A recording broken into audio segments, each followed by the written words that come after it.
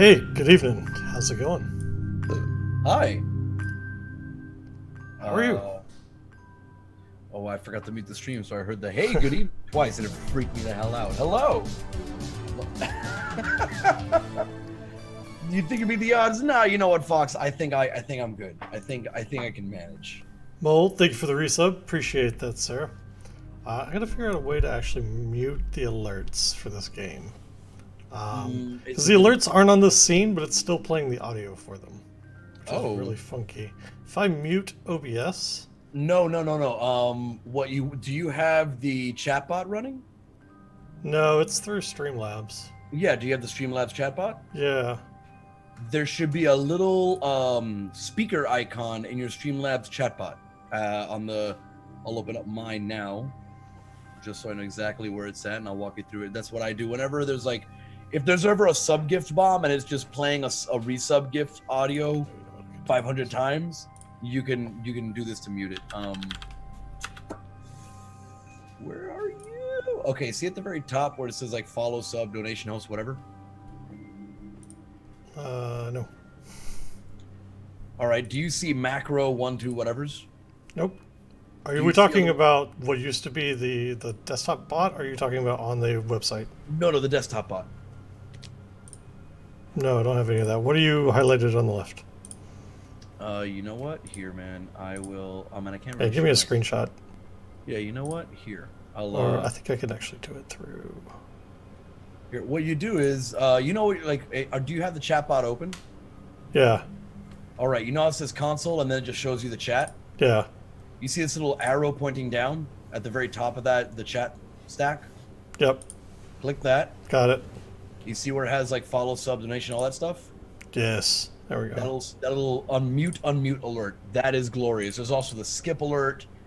Spinning the wheel. You can empty the jar. You can roll credits. There we go. Pause a queue. It's a lot of really good control out of there.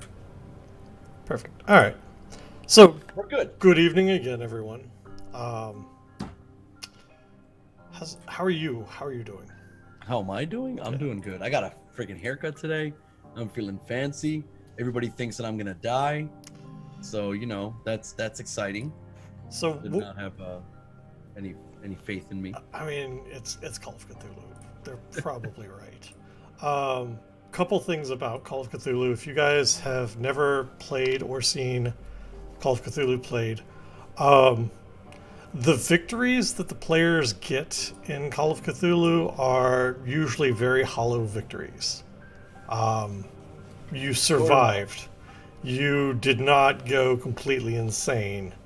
Those are kind of really the outcomes of Call of Cthulhu. It is not a run into the dungeon, kill the monsters, get the loot, repeat game. It is very much a role-play game. It is very much an investigative game. This is much different pace than where you're used to seeing Spooner, which is on Sunday nights with D&D.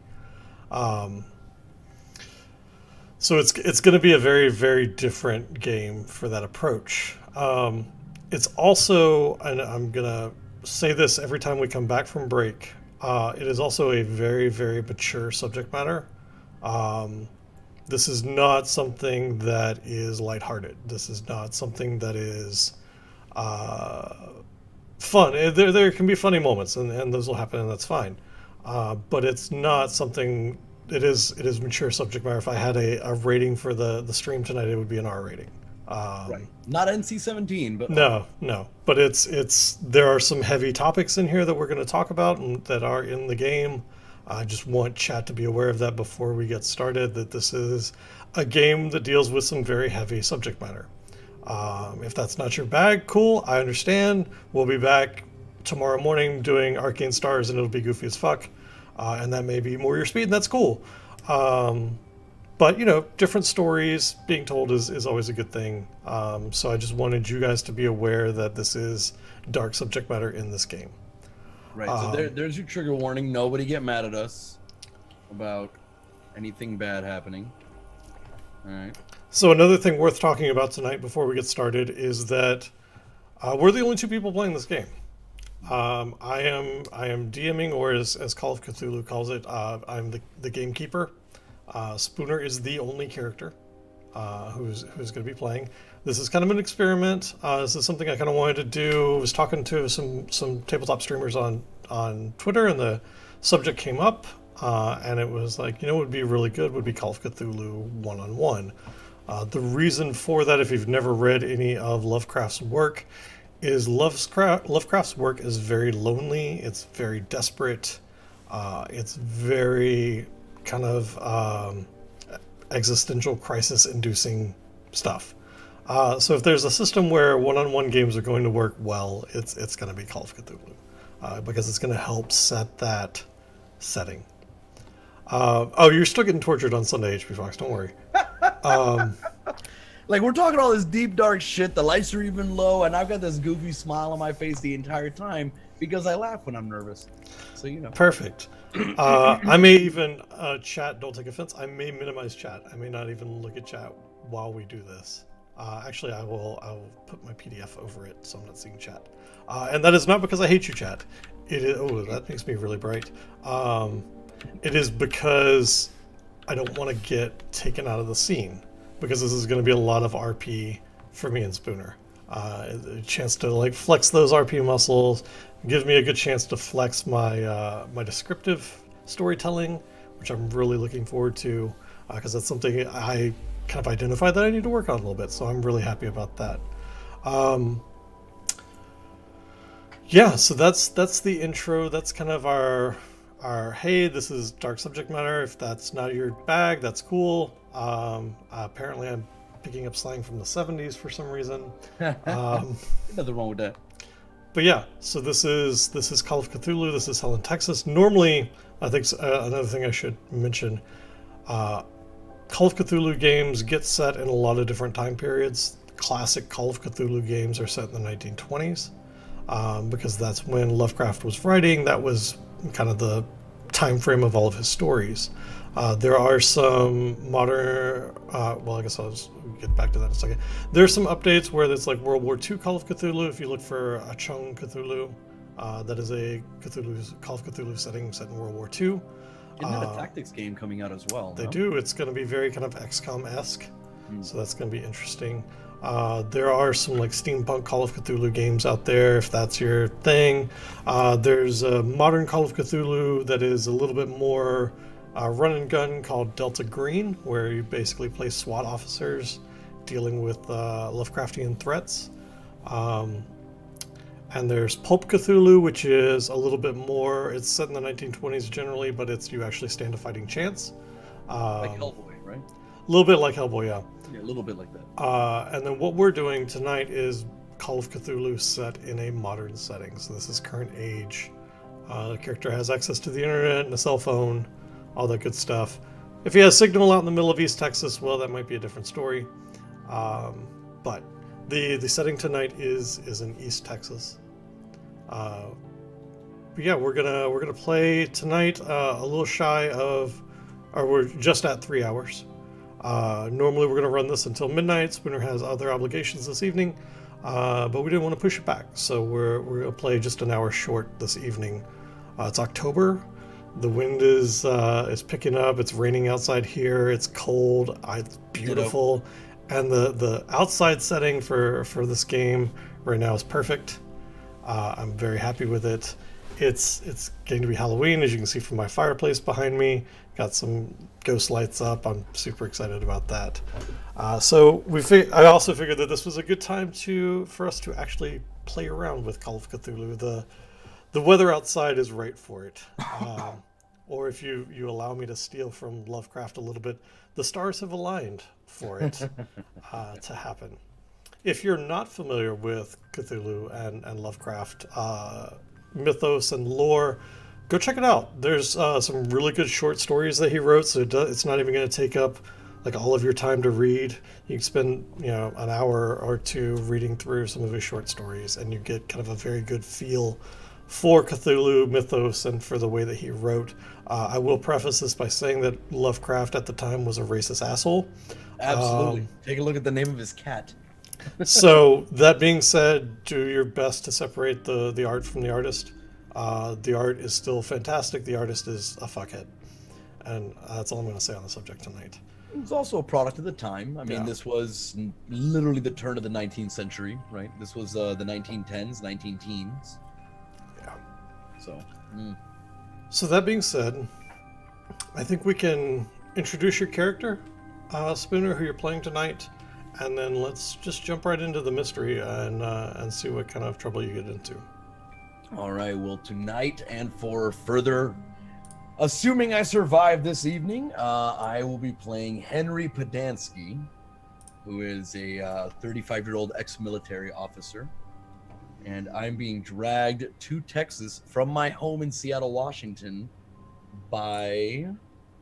And I've got to amend that, by the way, by Mitch Landrum. You got an invitation from Mitch, who was one of your associates when you were in the military, to attend his daughter's funeral on the 23rd of October. Okay. He called out to you, and you knew Mitch from being in the service together. And he reached out very distraught and very sober, which was not normal for Mitch. Mitch liked to drink a lot. And so you got a phone call in the middle of the day one afternoon. Fuck, I forgot your character's name. Henry. Henry, you there? Yeah? Who is this? Hey, it's Mitch Mitch, from the army.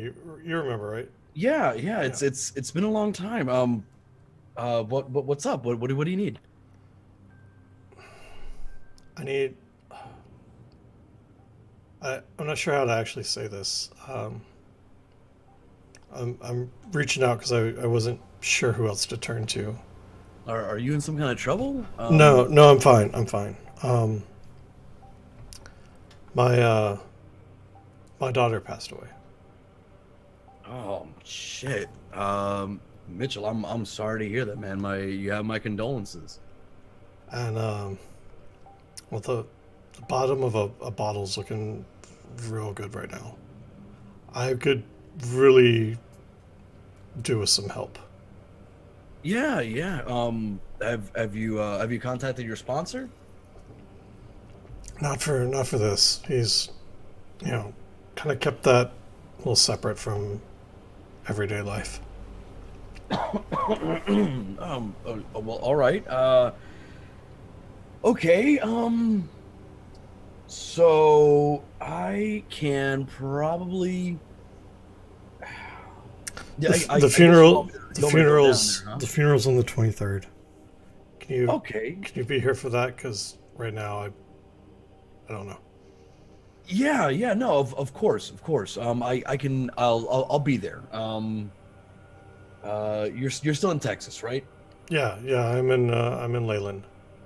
Okay. I will look up a flight, and I will text you my itinerary. I'll be there as soon. I'll be there as soon as I can. I appreciate it. Thank you. No problem, man. You hang in there, okay? I'll do what I can. All right. And he hangs up. And you kind of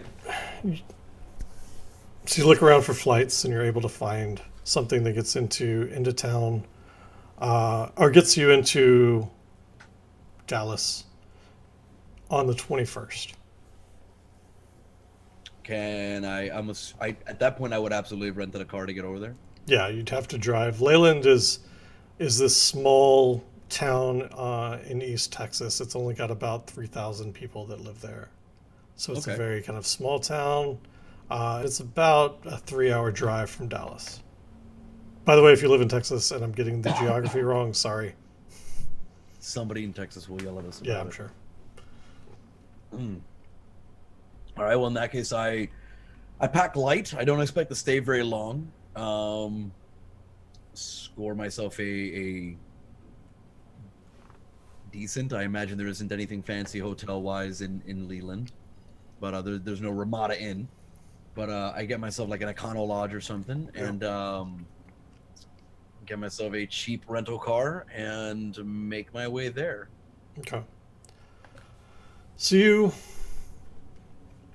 drive for a couple hours out to Leyland. Um, the conversation that you had with Mitch kind of weighing heavy on you. You weren't even really aware that he had a daughter, and the fact that he's reached out after all this time is a little off-putting. Right. If it wasn't for the fact that I was completely alone and didn't really have anything going on in my life at the time, I would have not even answered the phone because I wouldn't have recognized the phone number. But I don't know, and it's funny because I do that in real life too. Sometimes I'll just, if I see an unknown number, I'll actually answer it. It's not always a telemarketer. Okay. And so you drive out, and you find the Leyland Inn, and it's this little kind of motel. There's maybe 3 cars parked in the parking lot, and this is kind of barren area. Like it's just hard packed dirt. The trees that do grow here are scraggly and scrawny. The ground is just kind of caked with the sun that's beat down on it. So it looks like a bad land. Yeah, it does. And most of the people that live here, as you're driving through, you see, crosses hanging in windows, and the church has a big, sign out front announcing the times of services on Sunday mornings and Sunday nights and Wednesday evenings, and then even like a choir practice on Tuesdays. But you get in to the reception area at the inn, and there's kind of folded up on the counter, like you ring the bell and it just echoes through the lobby, and you hear somebody call out from the, "I'll be with you in just a second." Okay, no problem. And there, kind of folded up on the counter of the lobby, is a newspaper with a headline that kind of jumps out at you. So you should have something in roll 20 now. Yeah, I see it. Haunted house death ruled suicide. Death of Leland woman Kelly Landrum has been ruled a suicide. Angelina County Coroner. Landrum, 25, was taken to Lufkin Memorial Hospital October 16th. They're being found by fellow volunteers. The Halloween haunted house organized by the Leland Free Evangelical Church. Landrum died from her injuries before reaching the hospital. Pastor Ted Weaver told the Leland Chronicle, "Miss Landrum was more troubled than any of us knew. If we had seen the signs, would have helped her before." Everybody sees the signs, nobody helps. Scripture is unambiguous subject to suicide. Everyone at the church is praying for those who loved Kelly. Funeral service has been arranged.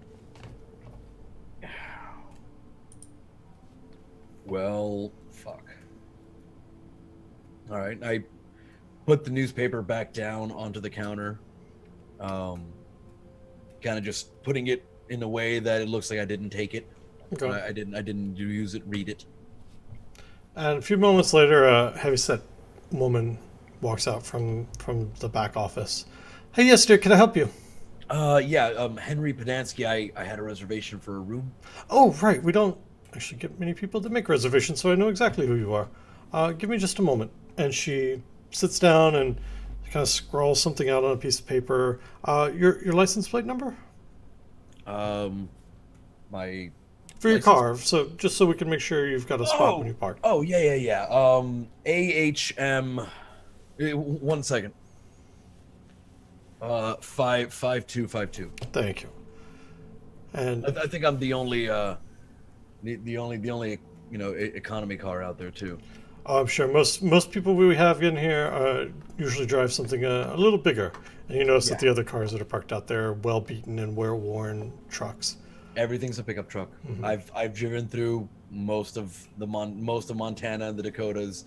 I know damn well about the whole, you're driving through when you're driving through the Bible Belt and you're driving through God's country. It's kind of distinct what you see. So she slides across a piece of paper and a room key, and I just need your signature here, and there's no smoking in the rooms. If you want to do that, you'll have to walk out front. There's an ashtray. That's totally fine. I'm not a smoker myself. And here's my John Hancock. Sign the paper, slide it back on over to her, and take the key in my hand. Who's John Hancock? I need your signature. I it's just the same. It's Oh. it's my signature. Oh, my apologies. No worries. And so you step back out of the lobby of the hotel or the motel, and the bell kind of jingles on the door as you do. And as your feet kind of hit the sidewalk out there, there's a gust of wind that blows by and just kind of rolls some dust across the parking lot. You see kind of scraps of paper that get caught up in the wind. And the parking lot's fairly silent. There's a car that drives by, but other than that, there's not really any sound other than the paper kind of scraping against the dry asphalt. All right. I'm not seeing like a tumbleweed or anything of that nature. No. Right?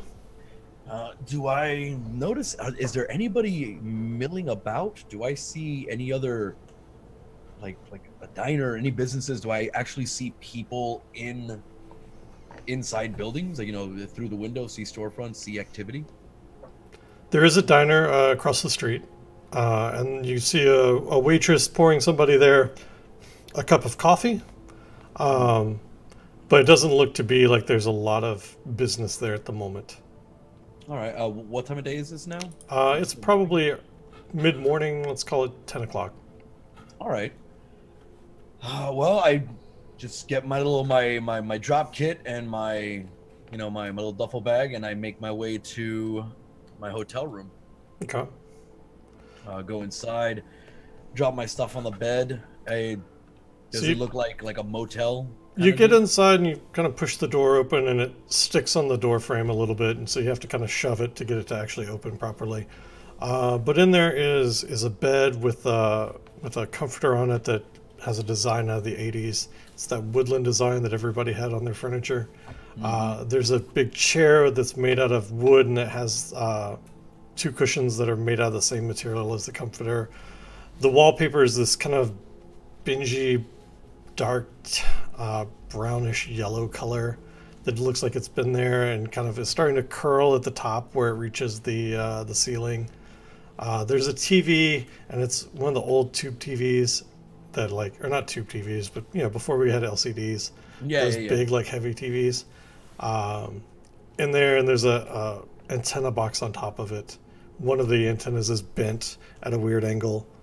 And then kind of further back, there's a counter with a sink in it and a small bathroom. All right, so we're going, and my character would say this out loud. So we're going for the fear and loathing chic. Okay. All right. I mean, I've stayed in worse. Put my stuff down, bust out my phone, and text my buddy Mitch. Let him know that I'm here at the friggin' Leyland Inn. Where should we meet for lunch? Okay. And you wait a few seconds, but don't get a response from him immediately. Did you bring a laptop or anything with you? Nope. No? Okay. Can't afford it. All right.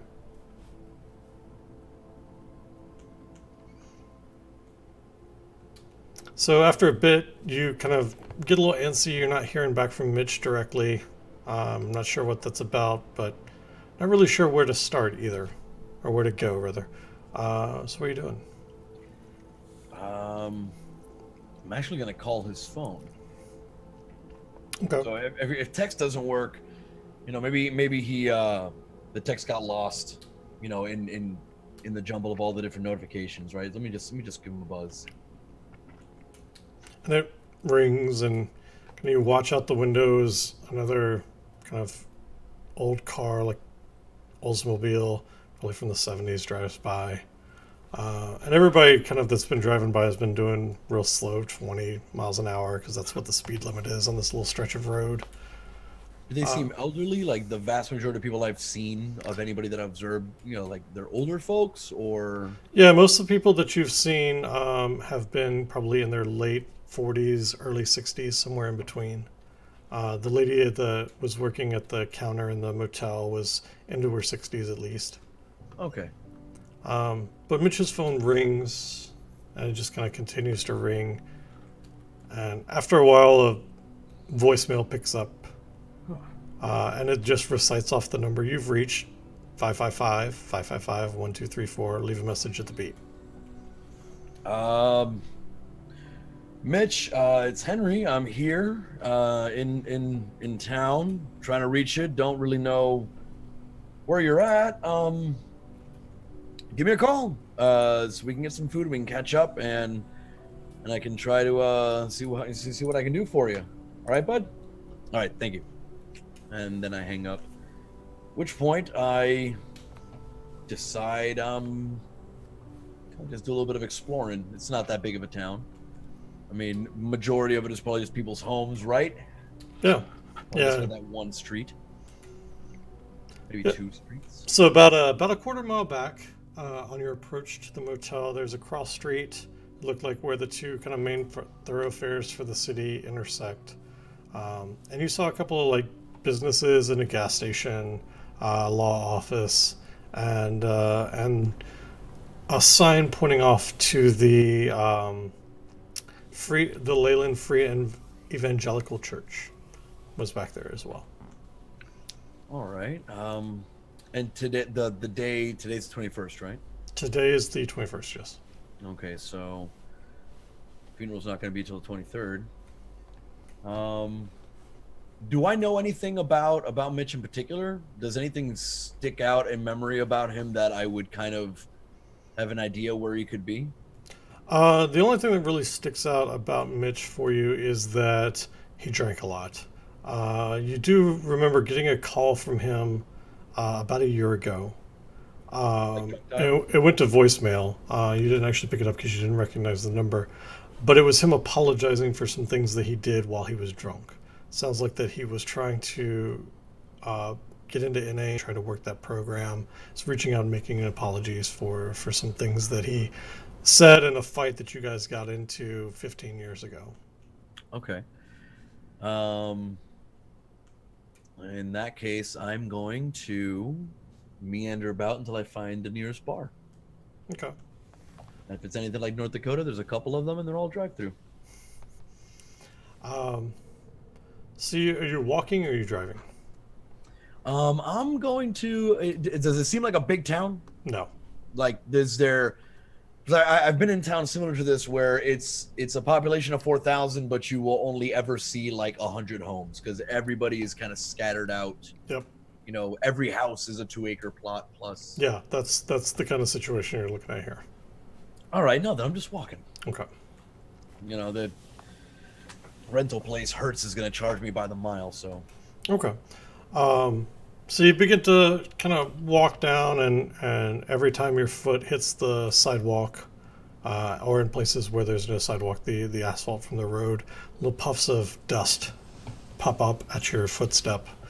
And eventually you get into what is kind of the town square area, and you've got a couple general stores. There's an old movie theater that's got 2 screens. There's a fountain, and the library is right there. And then there's this big, large church that looks very new. It looks very much like it is been recently built. That maybe a couple $1 million were spent on the building. It looks like it has a gymnasium attached to it. Nice. Do I notice? Is there anybody out and about that I can question? Yeah. There's a couple of people. You see a couple of people that are like doing landscaping in front of their business, or kind of coming out to check the mail for the day. Just kind of wandering around, taking care of everyday tasks. All right, I would I'd walk up to the closest one to me and say, "Good morning. Morning. I'm coming to visit a friend of mine, And is this wouldn't happen to be a dry county, would it? No, no. Could you? I know it's early. Could you point me towards the canteen?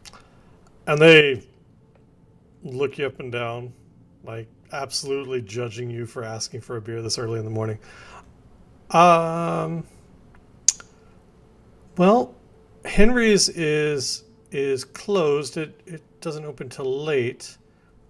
This early in the morning, I think the strongest thing you'll get is a cup of coffee down at the diner. Oh, it's not for me. No, no. It's a buddy of mine's got a bit of I'm here to help him out. He's got a bit of a drinking problem, or he used to have a bit of a drinking problem. He's trying to rectify that. Henry's. That's funny. That's my name. All right. So So you look like a Henry. yeah, I guess Well, my mother seemed to think so. So the diner would be about the only place anybody could wet their whistle. Thank you very much. You have a great morning. You too. And they go back to getting their mail out of the mailbox.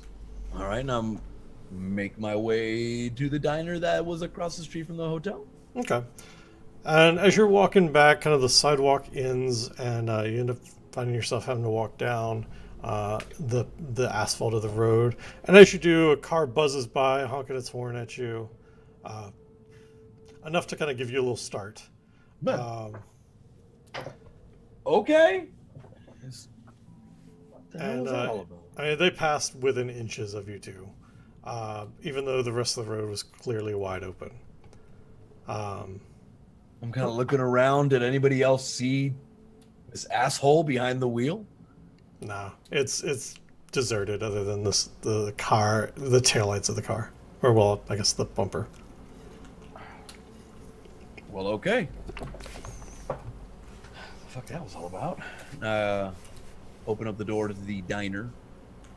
Okay, and you walk in, and it's very clearly a diner that's been there for a number of years. The tile is cracked on the floor. The grout, they've just used grout to kind of fill in patches where the corners of tiles are missing. The vinyl on the seats is all cracked and sun bleached. There's even places where like it's split open. The stools at the bar are all the padding has kind of come out of them. The chrome finish that I'm sure in its heyday was beautiful is now all smudged with fingerprints and grease. And the countertop has got burn and scorch marks on it where somebody's laid like hot pans down, just not paying attention. But there's a young lady behind the counter. She's probably in her late 20s, early 30s. As she looks up as the door swings open, hi! Good morning. Morning, coffee? Sure. You have a seat and I'll bring you your cup. All right, thank you. I just kind of wipe down the seat, sit down on the one that has the most seat to it. I've been in places like this, man. Like you and I will talk after the show, but I know exactly what picture you're painting.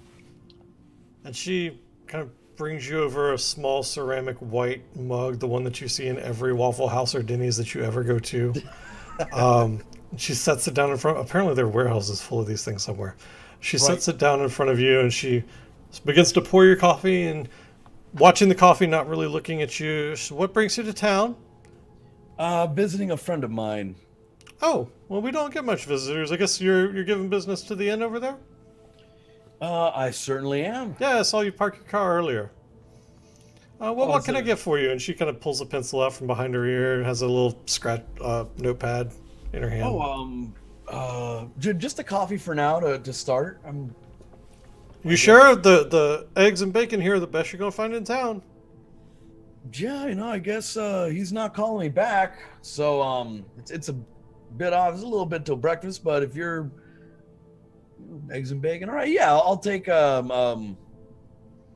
eggs and some bacon, and if you have any toast. Yeah, butter.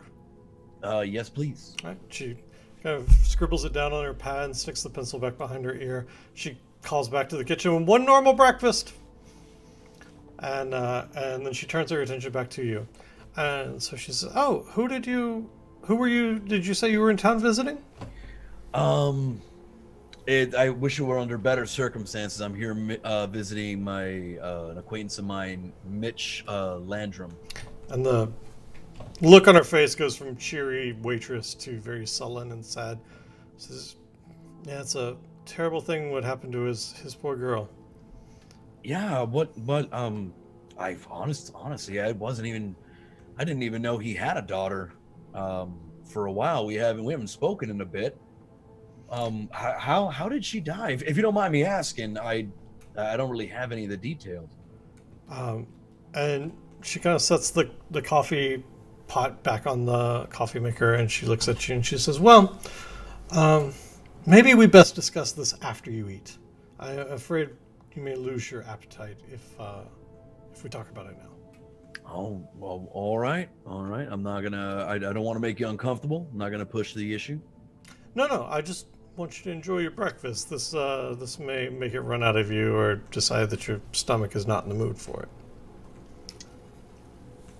I'll take your word. It really isn't the most pleasant conversation to be having over a meal anyway. I'm sorry that I asked. No, no problem. I just not a problem. But you know how small towns are. Word gets around, and Oh yeah. well, Oh, yeah. the details are a bit gruesome. Well, the newspaper said that she took her life. Yeah, yeah. That's one way to put it, I suppose. Well, did she, did she hang herself? She shoot herself? You hear a ding on the counter behind the waitress, and she turns around and grabs a plate full of the bacon and eggs and puts it in front of you and pulls out a knife and fork out of her apron pocket and kind of sets them down for you to use. She says, "Eat your meal." Thank you kindly. I'll tell you what, I was just reading an article about this, and I'll share it with you once you're done. All right, this smells good. I proceed to eat my meal, which I assume is delicious and Greasy, delicious, probably clogging your arteries, but it's greasy food, diner breakfast food. It's fantastic. I'll die with a smile on my face. Um, and she I clear the plate. Okay. And she's got a little laptop that's set up on the counter that you kind of further down, tucked it back a little bit so it's not up on the actual counter, but like on a little shelf below it that she's got a seat at that she starts to, you can hear the keys clicking as she's typing and looking and working on it as you're eating. But as soon as you're done eating, like the moment that you set your fork down and the plate is empty, she's there, taking the plate and the forks away. And you can tell it's kind of routine for her to keep an eye on the customers and do whatever she's doing on her laptop as well. It's a very practiced routine that she has that she's apparently gotten very good at. But she brings it over and she sets it down in front of you, and she leans forward and she says, "I begged James to get Wi-Fi in here for years. He finally did it. It's like a year ago. I can't believe it. But it's been so good to have something to do when there's no customers in here." I bet. Well, congratulations. And she pulls up a website and shows it to you. And you should have another handout now. East Texas, is it Reddit? It is a Reddit. This is what you're doing in the middle of bumfuck nowhere? Apparently. Oh. Kelly truth, huh? Yeah, do you want me to read it out or do you want to read it out? I mean, I can read it out. Okay. Kelly's death covered up. This is bullshit. I knew Kelly better than anyone, and she was not suicidal. Sure, she screwed up, but she had kicked the meth, found Jesus, and was getting her shit together. And who kills themselves by cutting their own throat? Oh, damn. That's... okay. We would have heard the truth if the brother of the pastor of the Leland Evangelical Church wasn't the one investigating Kelly's death. They're hiding something. Call or email Chief Weaver and tell him that he needs to get off his fat ass and investigate this like a real police officer. Jesus is my codependent. Did you fucking write this? No, this is out of the adventure. Oh, this is glorious. So, first commentator, Jesus is my codependent, 35 points.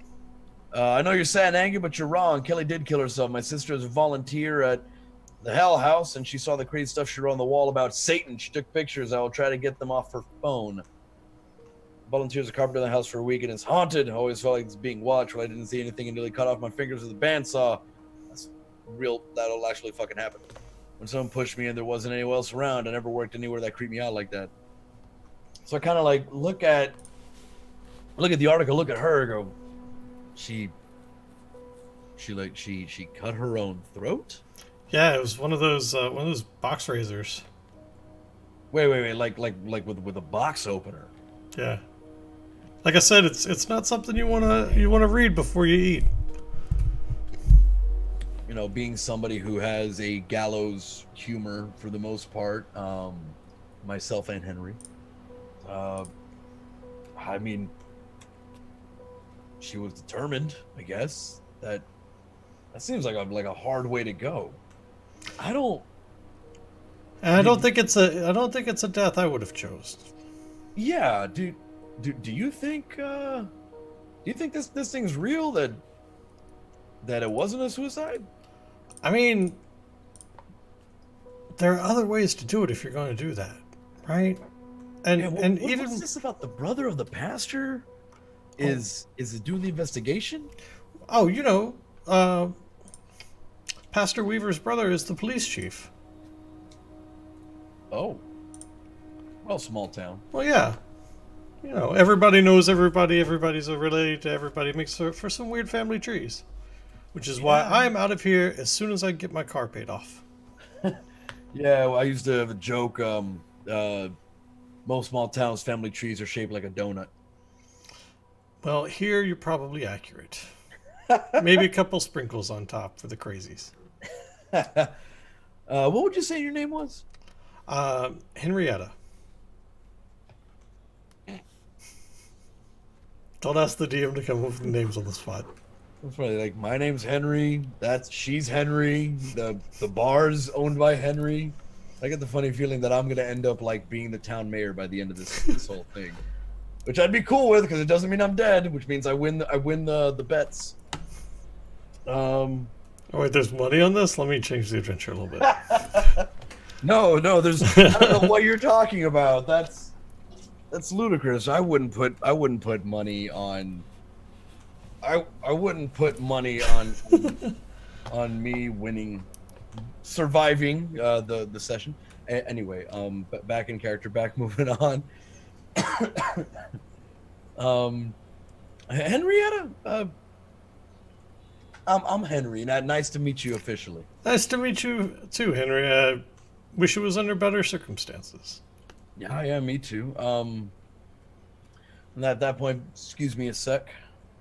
Check my phone again. Has he replied? No. And at this point, you notice that you've got next to no signal on the phone. And she sees you pull it out and kind of give it that confused look, and she says, "Yeah, there's like a 2 foot by 2 foot area where that might work in the motel parking lot across the street, but other than that, you're gonna have a hard time using that thing out here." Right on. Do you have a bizarre question? Do you have a landline? Yeah, of course. All right. May I borrow your phone? Certainly. And she goes over and picks it up off the receiver, and it's got like a 12-foot coiled wire to it that looks like it's been pulled and like retwisted and untwisted about 15,000 times. You can actually see the plug where it plugs into the handset is loose, and there's like a chip of plastic missing from it. And she hands it over to you, and sure enough, there's a dial tone on it though. And she just looks at you. Give me the number. I'll dial it for you. Sure. You guys got to put area code here first, or you guys aren't doing that? No, as long as it's local, we don't do any long distance calls off the phone though. Right on. As I'm giving her the number, I'm kind of like with my thumb wiping down the mouthpiece and the earpiece, because those, you think y'all can figure out why. 555-1234. And she punches it in, and the phone begins to ring, and it's got that tinny, very echoey ring to it. that you got off of the old handsets when like a wire was loose. Um, but eventually, a voice picks up on the other line. Hello? Mitch? Yeah, who's this? It's Henry. I've sent you a text and I called you, but apparently, there's no signal here. I'm in town. I've arrived. I'm staying at the at the Leland Inn. I just finished having breakfast at the diner across the street. I was hoping we can get together this afternoon. Yeah, actually, I'll tell you what. I'm sitting down here at my house with Officer Martinez. Why don't you come down and join us? Sure. Can I borrow a pen and a pad or something to write on? Yeah, sure, darling. And she pulls the pencil out from behind her ear and she tears off like a scrap of paper from the order pad and she hands it to you. All right. Yeah, Mitch, go ahead. What's your address? And there's a pause for a second, and you don't hear anything kind of on the other line. Mitch? And it kind of hangs there for a minute. Oh, sorry. Yeah, it's 4523 Northland Road. 4523 Northland Road. What's the house look like? What color are we talking? It's white. It's got the pillars on the porch. It's the only house on that stretch of road. You'll find it. Okie doke. All right, Mitch. I'm on my way there now. Thank you. And she takes the receiver back from you and kind of twists and plays with the cord a little bit, and looks up. So you all set then? Got in touch with your friend? Yeah. He actually has an officer over there now, talking to him. But he told me, do you know how to get to 4523 Northland Road? Yeah, you just go out here to the main square, take a left, Uh-huh. and you drive for about 10 miles. Right. And Northland Road will be on your right. It's a little stretch of dirt road. Dirt road. Is it marked? Does it actually? It'll say like Northland. There'll be a sign. It'll be right after the billboard for the Hell House. Hell House. Yeah, I saw that on the Reddit post. What's the Hell House? it's the thing the church is putting together. Kelly was volunteering at it. It's like a haunted house, but the church's twist on it. Oh, okay. All right. Wow, that's actually quite progressive for a church to call their haunted house the Hell House. Well, it's not so much a haunted house as it's a way to convert people is really what it is. Ah, gotcha. Right. It's okay. So the folks go in. It's a sales tactic. Yeah. I've And you hear I'm all James speak up from the. Hey, don't be bad mouthing that church. They're struggling, but they're doing what they can. I didn't mean to get you in trouble with your boss. Oh no, he's fine. He's just a little religious. Gotcha. Well, thanks, Henry. I appreciate it, and I'll hope see you soon. I'm off to go be a good friend. And she nods. The door kind of creaks as you open it, and the dust kicks up as a little gust of wind blows across the parking lot, and you run across the road to where the motel is, and just kind of get this uneasy feeling as you're making your way across the parking lot. No particular reason why, just kind of this feeling that somebody's watching what you're doing. Yeah, I made sure look both ways and then some. My head's doing this the entire way as I'm crossing the street, so I don't get sidelined by another Buick or whatever the hell it was that almost hit me earlier.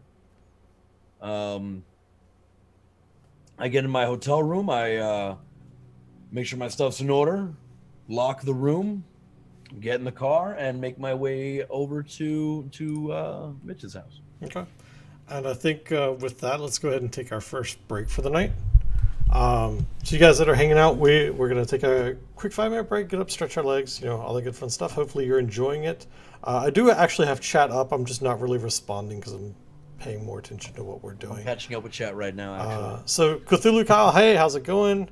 Mole, thanks for lurking. Hopefully you're enjoying the RP. We're going to take a quick 5-minute break, and we will be back here shortly. Don't go anywhere. Thanks for being here, guys.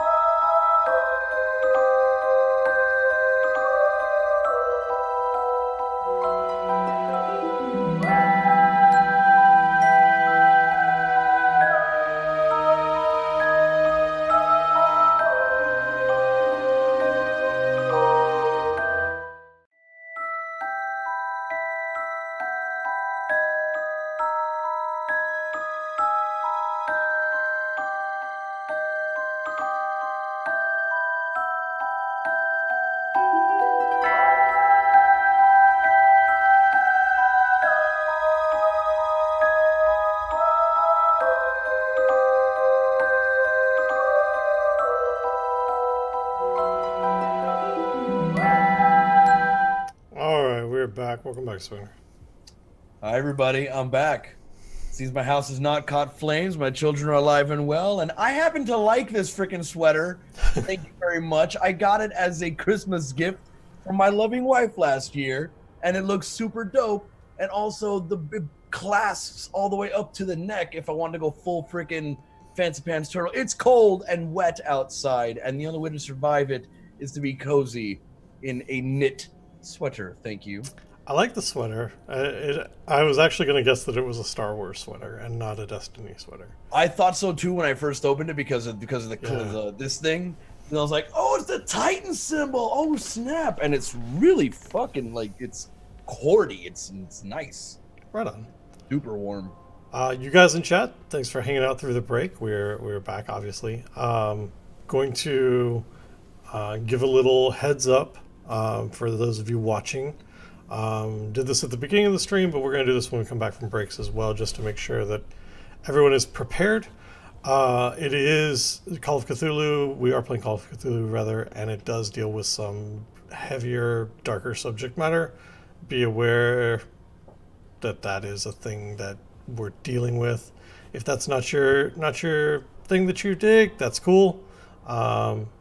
We will be back to normal shenanigans tomorrow morning for Arcane Stars, and then Sunday on Blood Moon Adventures. But I want you guys to be aware tonight we're trying Call of Cthulhu, which is a heavier and darker kind of game than your normal D&D stuff is. So, that being said, just a quick recap. Henry, who's has got a call from one of his old war buddies, Mitch, finding out that Mitch's daughter had died, and that Mitch was trying to resist drinking himself into oblivion. Asked that Henry come down to help him cope. Henry flew down, is driven out to Leyland, Texas, in the middle of East Texas, which is this very small town of maybe 3,000 people. And it's kind of a badlands area of Texas. Nothing really seems to grow. The ground is very hard packed.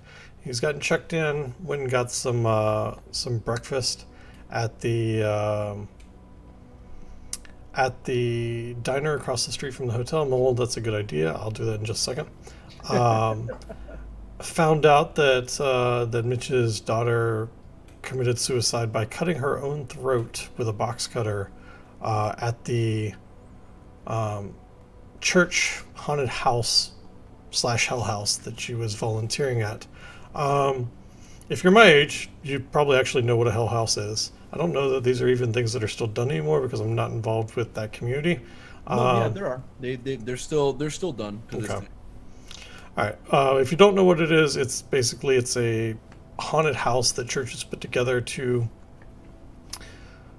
show off the evils of sin and try to save people at the exit.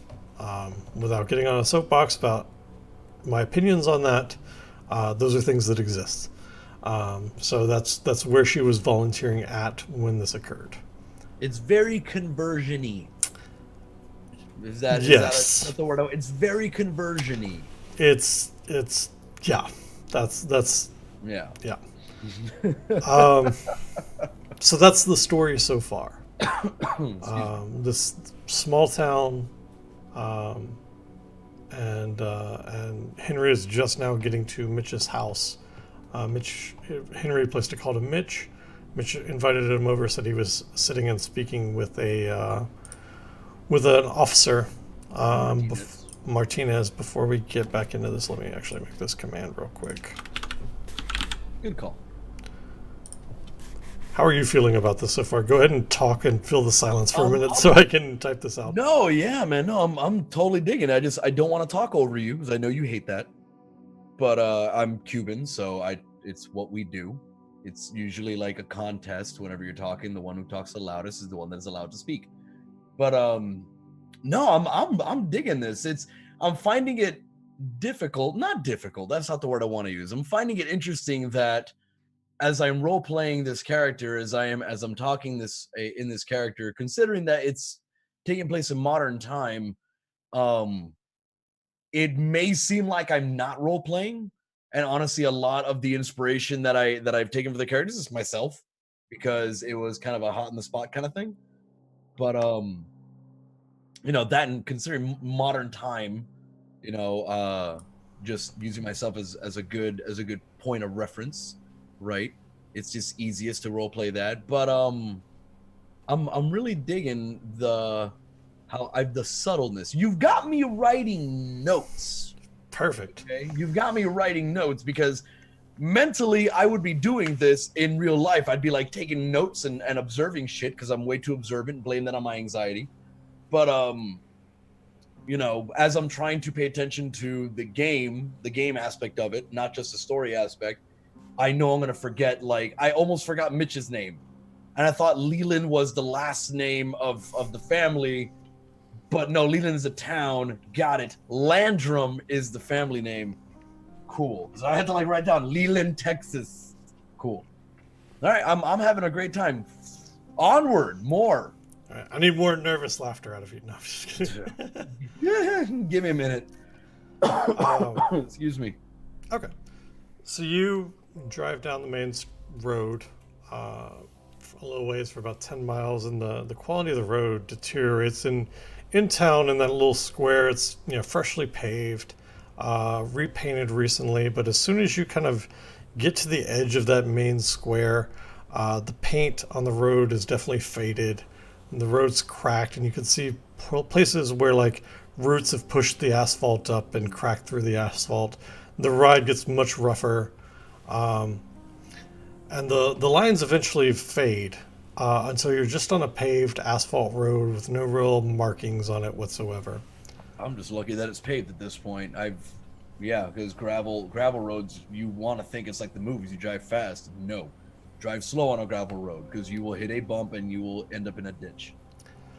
But eventually, after driving about 8 minutes or so out of the town square, you pass this billboard, and it's this stylized, painted plantation house. Agent Blaze, thank you for the raid, sir. My alerts are still going off, even though I've muted them.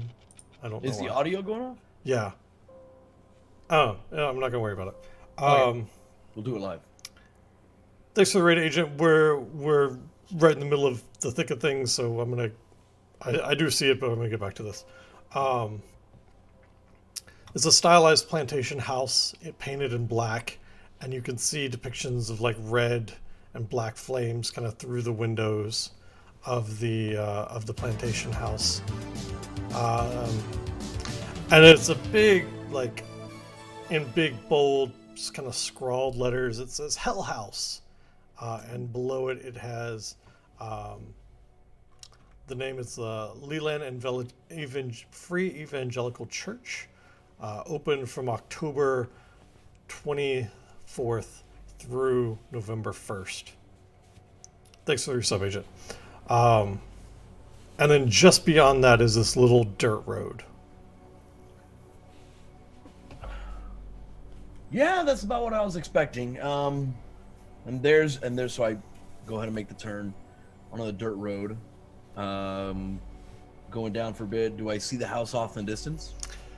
Yeah, so you get down into it, and you can see this kind of barren hill and the structure kind of up on this barren hill. And it's not far. It's maybe 200 yards off the main road. Do I notice a police car, squad car, or anything like that? There is a squad car, and it's probably the nicest car that you've seen since you've gotten into town. It's still like an early 2000s model car, so like the Impalas. But you can see the lights on the roof of it, and then there, kind of parked beside it in a patch of grass, is this old like Honda Civic that is just like one of the wheels in the back is missing the hubcap. The trunk is kind of tied closed with a bungee cord, and then the house it's got this wraparound porch on three sides of it. The paint on the wood on the columns is just kind of splintered, and there's some rotten boards that have been broken through, and the screen door is closed, but the door beyond it is open, since it's a cool day out here. All right, I'm gonna pull up alongside the police car, and I imagine as I come to a stop, is what always happens. I wait a minute to open the door because there's a dust cloud that comes up from the back. As you know, I hit the brakes. Kind of put the car in park, kind of sit there. I kind of, I always do this, try to look into the police car, seeing if it's got, the whole technological skit where it's got laptops and all kinds of other crap like the modern ones do, or is it just like small town cop car where there's like a shotgun laying down in the passenger seat kind of So deal? there's a stand for a laptop, but there's no laptop on it. It's got the like mesh grating between the back seat and the front seat, and there is a rack in the attached to the grating in the front seat that would normally carry a shotgun, but it's empty at the moment. Okay. I regret leaving my pistol in my bag. So, all right, fuck. And being ex-military at this point, and having PTSD and having all these other different things, he's the kind of person Henry would bring a firearm with him, especially if he's going to a place he's never been before, just because he's that kind of guy. And so I get out of the car, close the door, and make my way to the front door. Okay, and as you get out and you kind of close your door, you're closing it softly, you're just kind of closing it normally. I'm closing it normally. I'm not trying to be quiet, but I'm not slamming the door, being loud. I'm not even thinking about being loud or not. Okay. And so you get out of the door or get out of the car and you close the door. And by the time that the door is closed and you've turned to look at the front porch to start to approach, you hear the bang of the screen door open and close. And there, standing on the porch, is this man. His skin is tan. He's got these cracked, deep lines across his face. His beard has got like 3 or 4 days worth of growth on it. His hair is a mess, and his eyes are puffy and red. And he looks just like the shell of the man that you knew from your time in the service 15 years ago. And you can just see that he's kind of slumped over in his posture, and he just looks browbeaten. And he tries to muster a smile when he sees you recognize him, but it's this very cracked and hollow smile. But he's putting in the effort to try to make it. Right. And he steps off the porch, and the leather of his boots creaks as he does. And he walks over to you, and he can't even really look you in the eye. He just kind of runs his hands through his hair. And it takes him a second to kind of compose himself. And he swallows hard, and he says, thanks for coming, Henry. It means a lot. Don't worry about it, Mitch. And I reach my hand out to shake his hand, take his hand. Does he take my hand? He kind of stares at it very distantly for a moment, and then kind of shakes his head a moment and reaches out and shakes it. All right, and I kind of pull him in, give him, hug, tap his shoulder blade. Like, I'm sorry, man. I cannot imagine what you're going through, dude. I'm so sorry. Kind of put my hands on his shoulder, pull him back. Feel him kind of nod against you, but he doesn't respond. And you could see the tears just kind of holding on to his eyelids. They're not quite spilled over yet. And he kind of puts his hands on his face and wipes his eyes. He says, "Come on, I've got some coffee inside." Coffee. I kind of like let go of his shoulders. You kind of look like shit. Are you sleeping? No. How many hours you been up? What's today? What's today? I mean, you and I, and now we're kind of like walking towards the house. So it's just like sideways banter. I imagine I'm not holding him up. Yeah. I'm not gonna start fathering the guy. You and I went through the same shit. There's only a certain, you can't really be awake this long, right? Before you stop trusting yourself. Yeah, I can't really. Sleep's not coming right now. There's just other things on my mind. You're right. You're right. I figure there's a whole lot in your mind. Let's go inside. Uh, have some coffee. Can I use your restroom real quick, though? Yeah, yeah, of course. Um, it's down the hall, first door on the left. And as he holds the screen door open, gestures you for you to kind of go inside. There's a man sitting the couch in an officer's uniform. He's got his hands kind of resting on his thighs. He's looking over some paperwork. And Morning, as officer.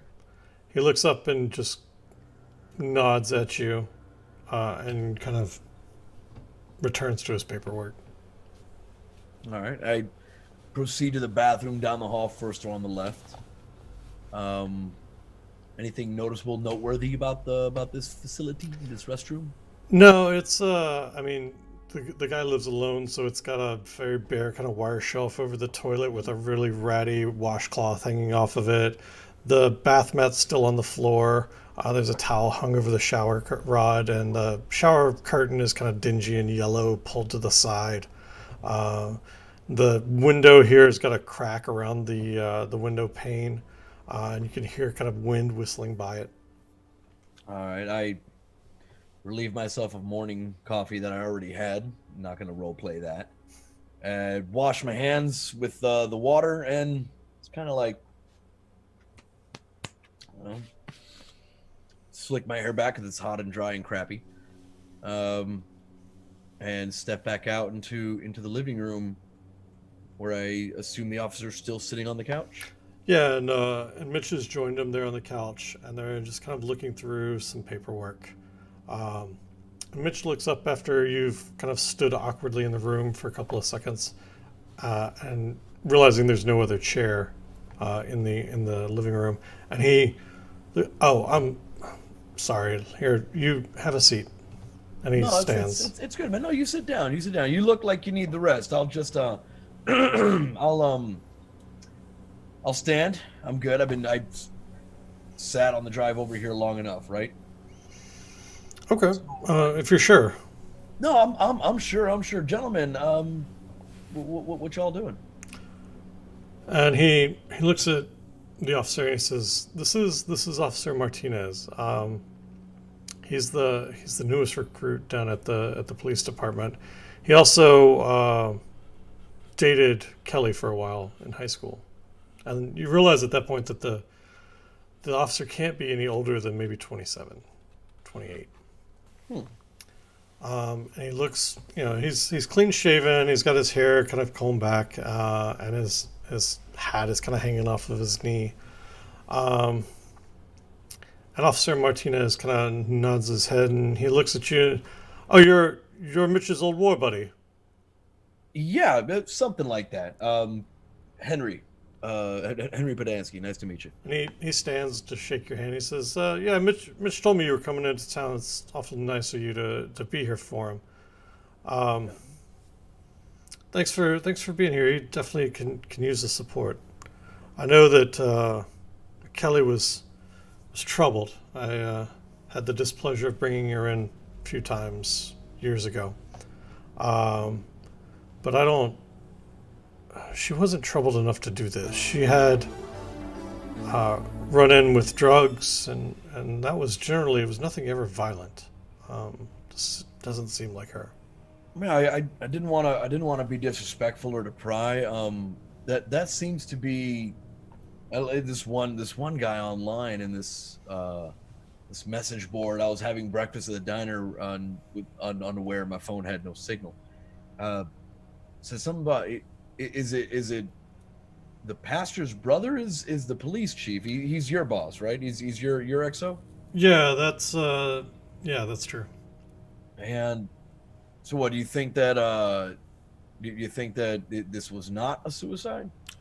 Well, and he scratches his head and looks at Mitch, giving Mitch this very long pause.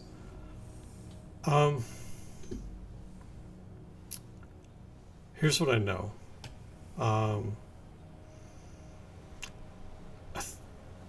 The coroner kind of expedited his report at the chief's request.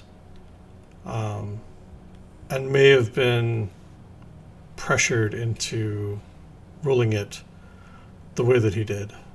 Um, Hmm. Also, the scene of, and he pauses again to kind of look at Mitch. And he says, "Mitch, are you okay?" And Mitch nods. He's like, "Yeah, I'd rather know."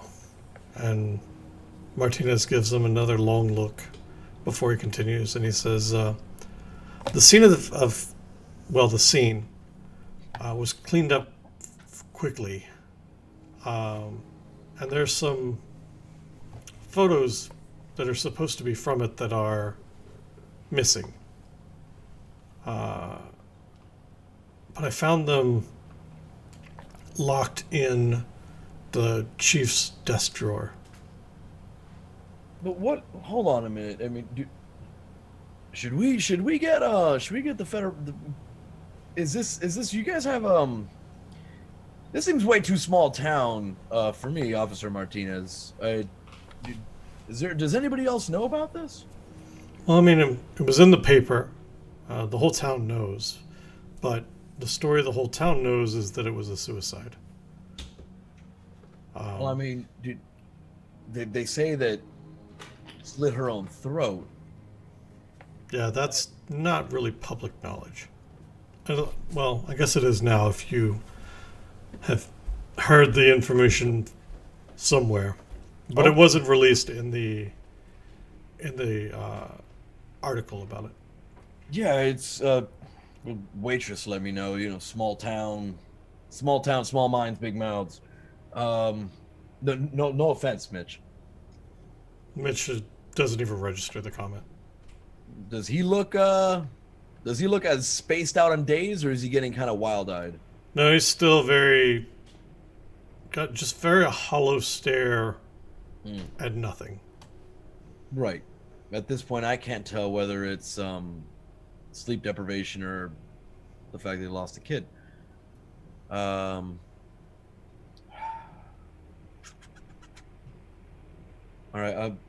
Did you happen to get these pictures? And he looks at Mitch, looks at you, and says, kind of gives Mitch a real long stare. Let's talk about this outside. And he stands to get off the couch. Mitch doesn't, again, not even seeming to register what's going on around him. All right, and I stand and join him, kind of like side-eyeing Mitch a bit. Is he still like? He's just staring off into space at the coffee table, lost in thought.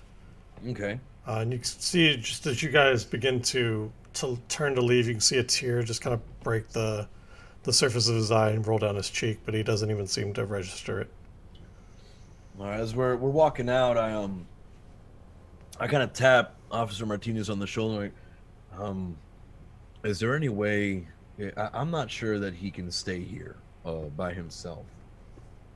Is there any way that you guys can put him up someplace?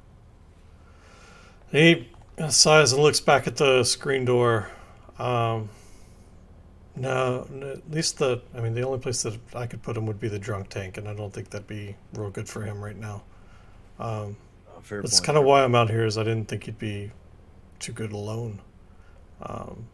So I've supposed to be on patrol right now, but it's quiet, nothing happens. I figured my time was better spent coming to check on him and at least talking through what he thinks. We seem to share some opinions, so.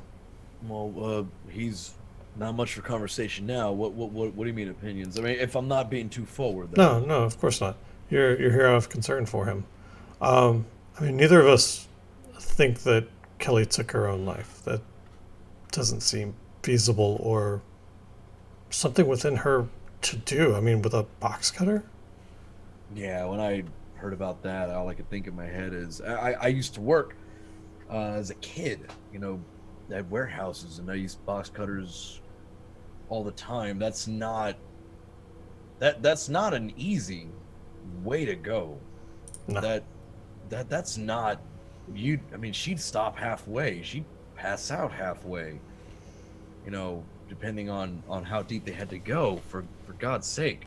And there was, and then there's these pictures, and he pulls his phone out, and he pulls up a set of photos on his phone, and it's a picture of a wall with scrawlings written in blood. Is this is this written in blood, or are you fucking me right now? No, that's blood. Okay. Did anybody examine it? Did anybody forensics get in there? Is it her blood? Is it somebody else's? Like I said, it was cleaned up way too quickly. I don't have any information on it. These pictures weren't even in the case file. All right. So you should have a new handout. No, I have the handout. Would you like me to read it? Yeah, go for it. The handout reads, "This is Satan's house. You cannot drive out Satan. You can call to God, but God will not help you because Satan killed him. Satan owns this house and everyone in it. This is Satan's house. Satan has a plan for us all. Satan is always with us and within us. He is the fire and the serpent and the devil and the darkness and all our bad thoughts. This is Satan's house and it's too late to leave." Damn, dude. So I kind of like read through it, and I look up at him, and this is in the haunted house? Yeah, this was in the Hell House, and clearly not part of the plan for the house. So this isn't just some kind of like, this isn't just some cheap jump scare kind of thing to rally the faithful or anything like that, right? This is... Well, the house is to rally the faithful, but this was a step too far. This was never part of the plan, according to the pastor. Huh. All right, and you're getting a big... I'm getting a vibe to some kind of cover-up thing going on. What do you think? How long you been living here? Well, I go back, like I said, Kelly and I dated in high school, so I knew her father. I was close to her before she kind of went off the rails. But the chief's brother has a lot of money tied up in that house, and the church isn't doing well already. In a place like this, how's the church not doing well? It should be the place looks brand spanking new. Well, no, you saw the big church in town. The Free Evangelical Church is actually about 2 miles outside of town, and they're losing money because a lot of their congregation has decided to move over to East Baptist, which is the church that you saw. Oh, okay. Well, hell. You guys said you got to be on patrol. I don't need you getting in trouble. I can stay here with Mitch.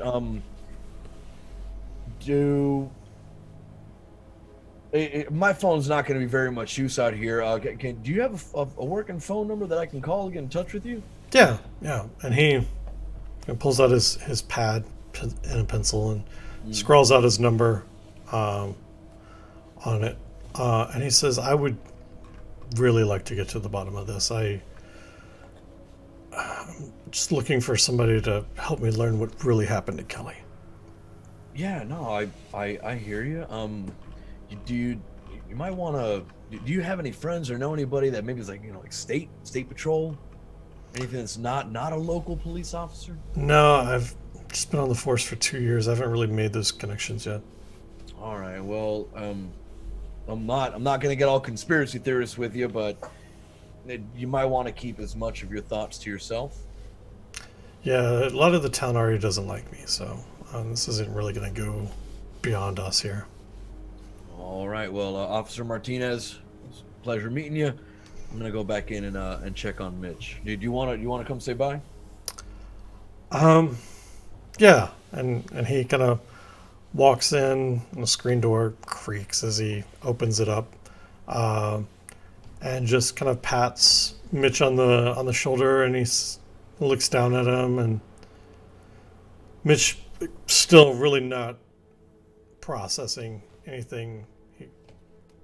Martinez gives out a kind of a big sigh. And he looks at him and he looks at you and kind of nods, and you can see the pain on Martinez's face too. He was doing a good job of hiding it as you guys were talking, but now that his mind is not on the case as much, there's definitely some sadness in his eyes.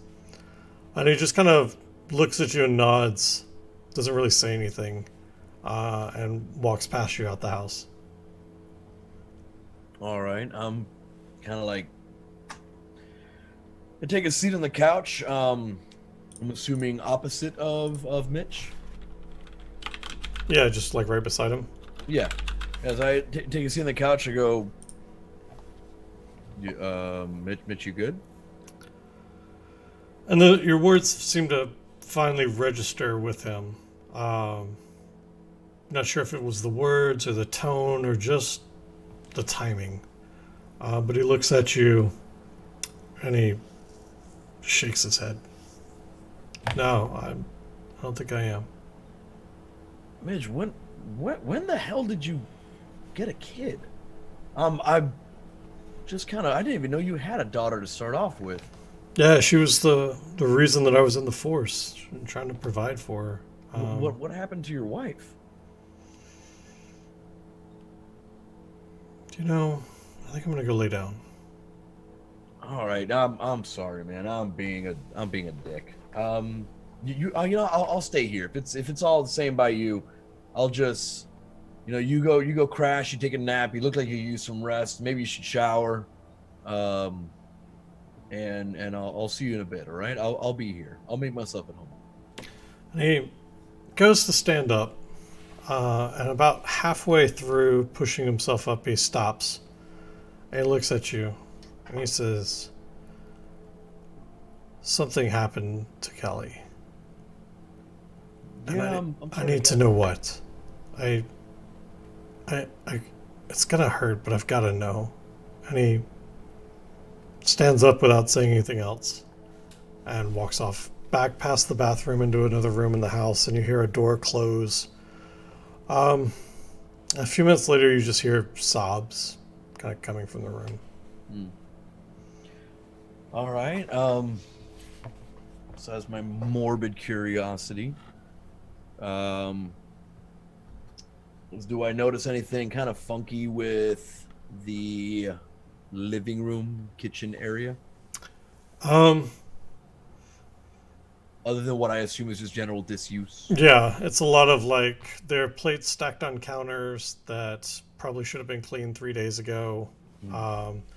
The living room has got a layer of dust across it, which is much more than what would have accumulated just after Kelly's death. Doesn't look like he really spent much time in here. But yeah, other than like some general disarray and some kind of peeling wallpapers and the tinge of nicotine against like lamps, shades and stuff, it's just kind of more disused than really anything out of the ordinary.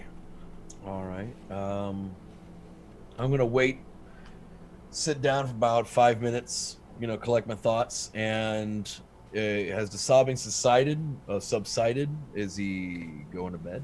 Is he gonna get some rest? Yeah. After about 3 minutes or so, the sobbing kind of slowed, and then eventually kind of gave out. You're not sure if like he stopped or if he just passed out from exhaustion.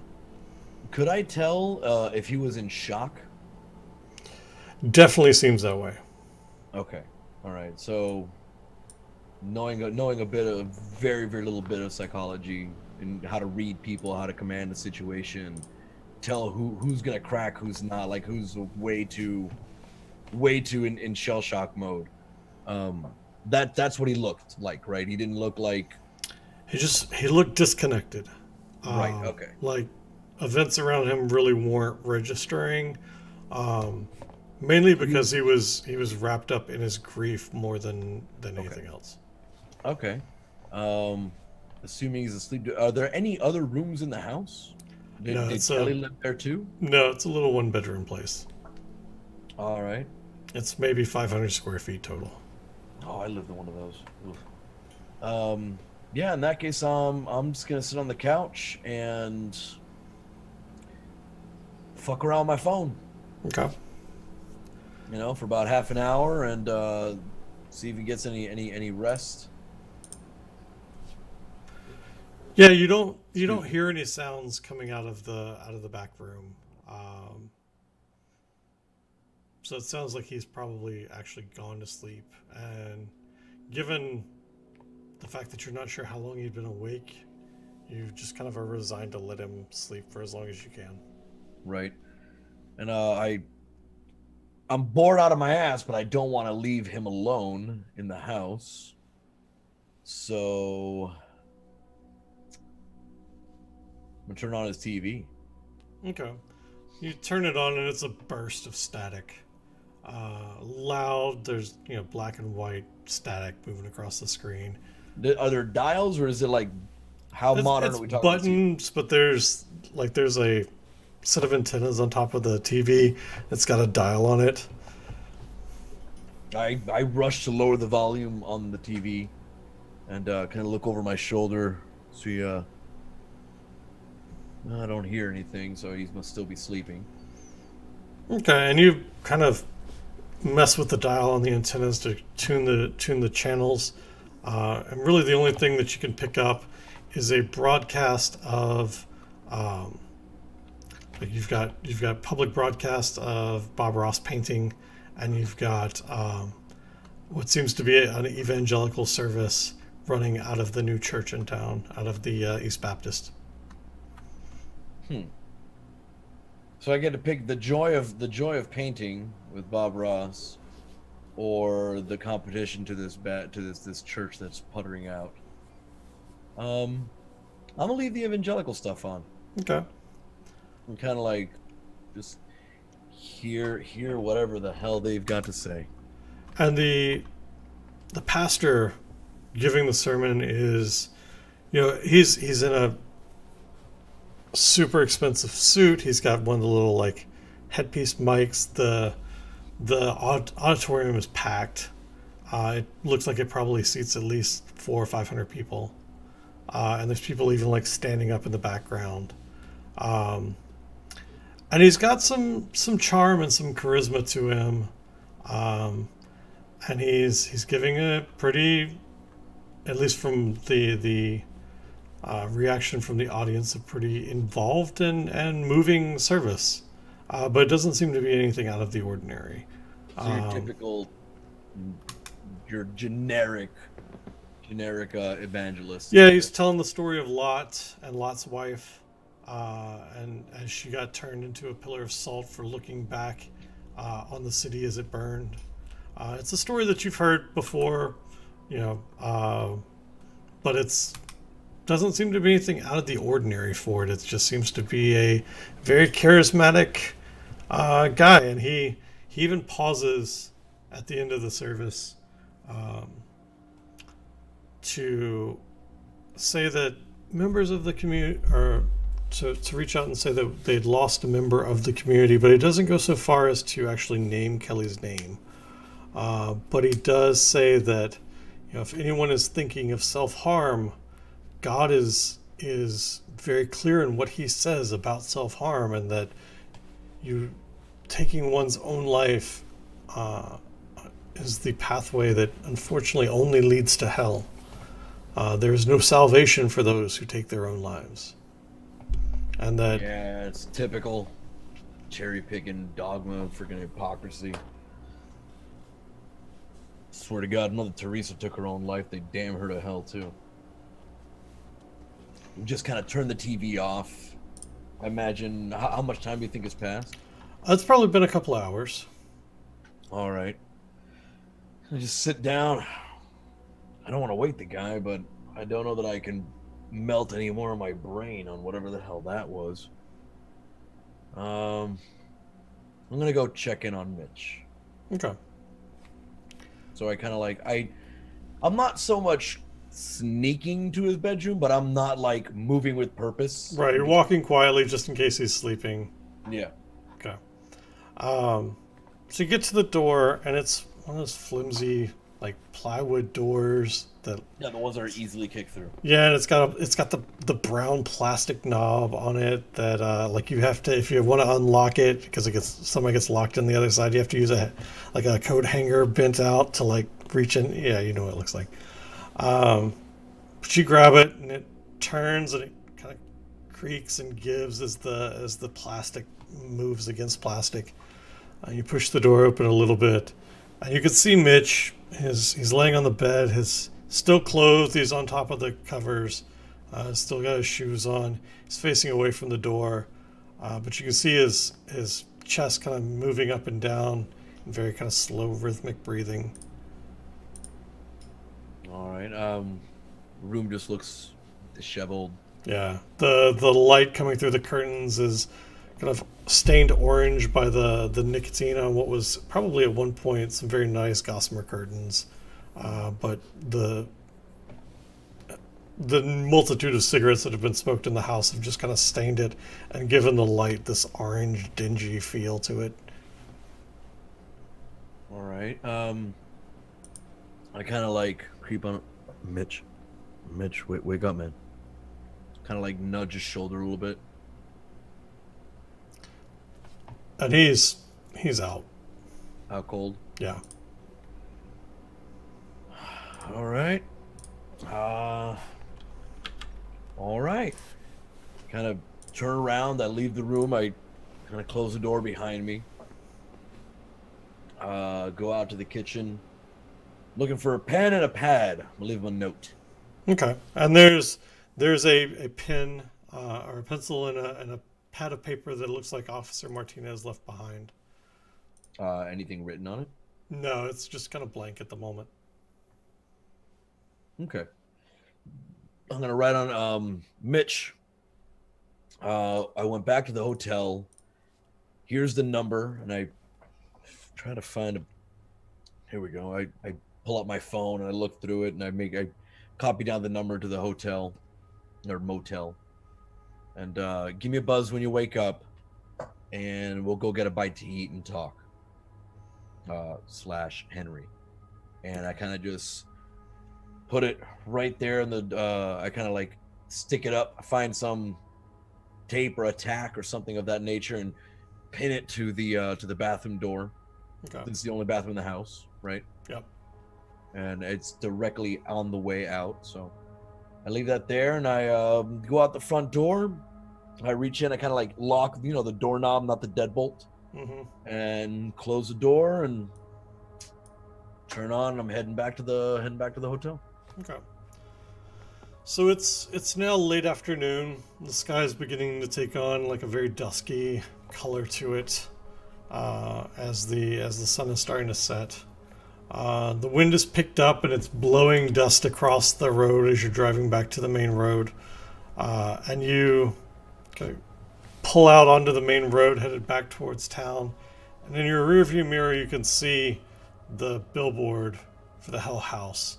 And it's been created in such a way that the lamps that light up the billboard are focused on the windows where the flames are been painted. And you just kind of watch it disappear in your rearview mirror as you drive down this empty road back towards town. Are there signs directing me where the Hell House is? Once you get closer into town, there are some.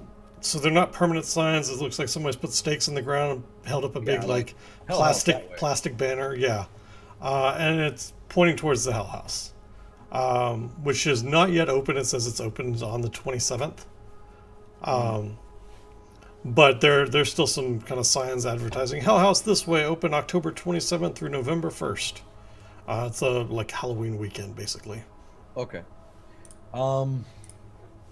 In spite of myself, I am gonna go to the Hell House. Okay.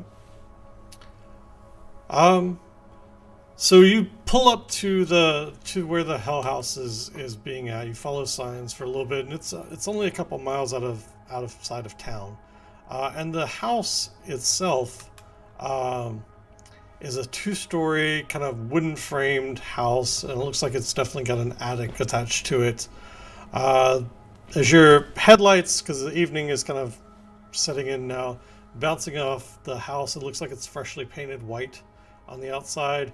And as you're pulling into kind of this barren grass area that's been like pushed down by a multitude of cars driving over it, you can see that there's still quite a bit of few cars like parked in this grassy area outside the house.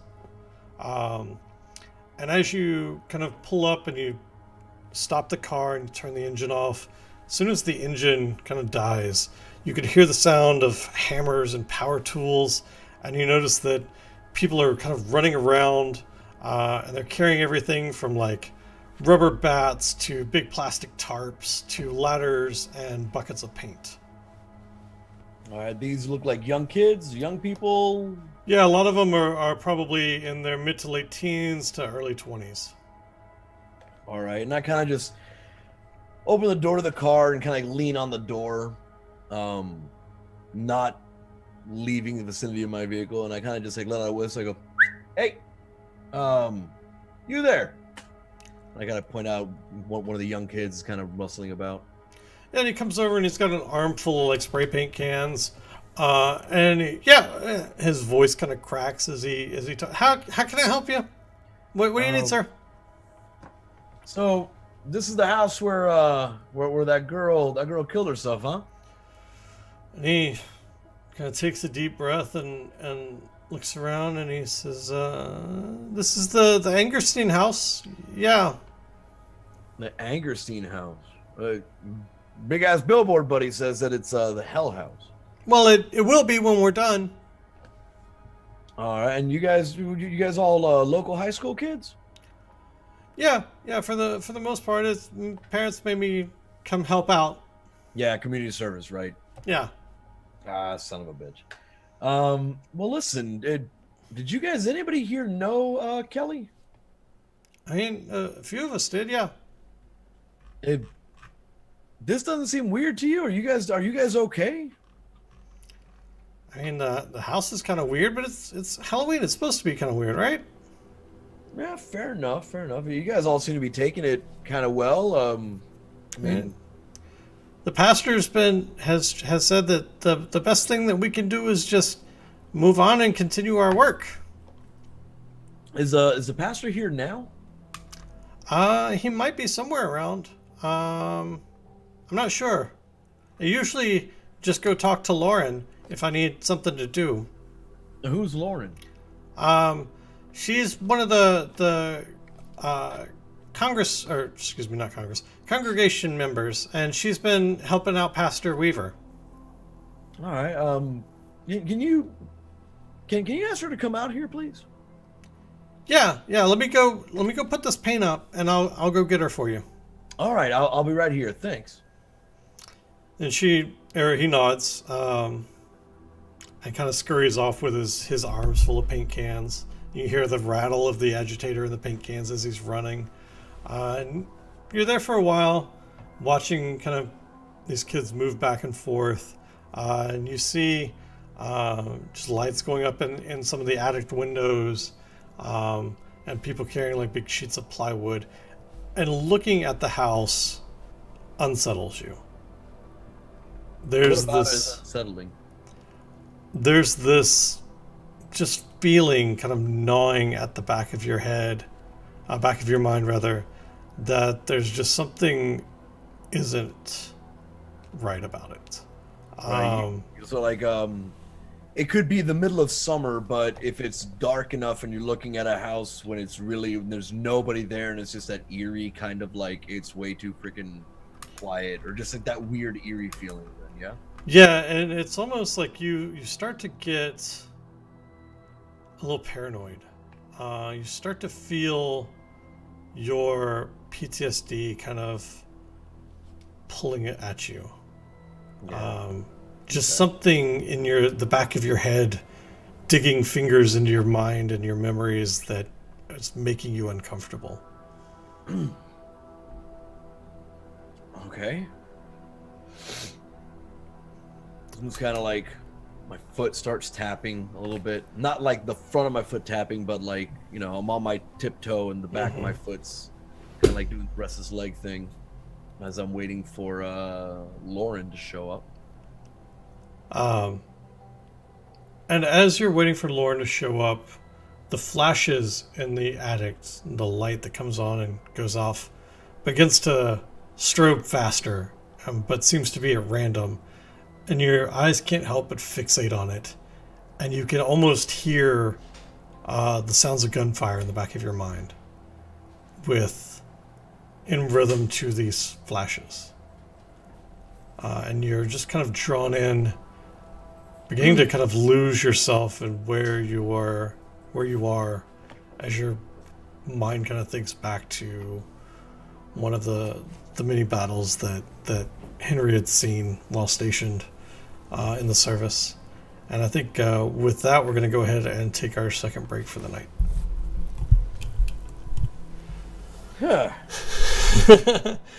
So you guys that are hanging out here watching us play Call of Cthulhu, thanks for being here. Really do appreciate it. We're going to take a quick 5-minute break, get up, stretch our legs, do all that good fun stuff, and we'll be back here momentarily. Thank you guys for hanging out.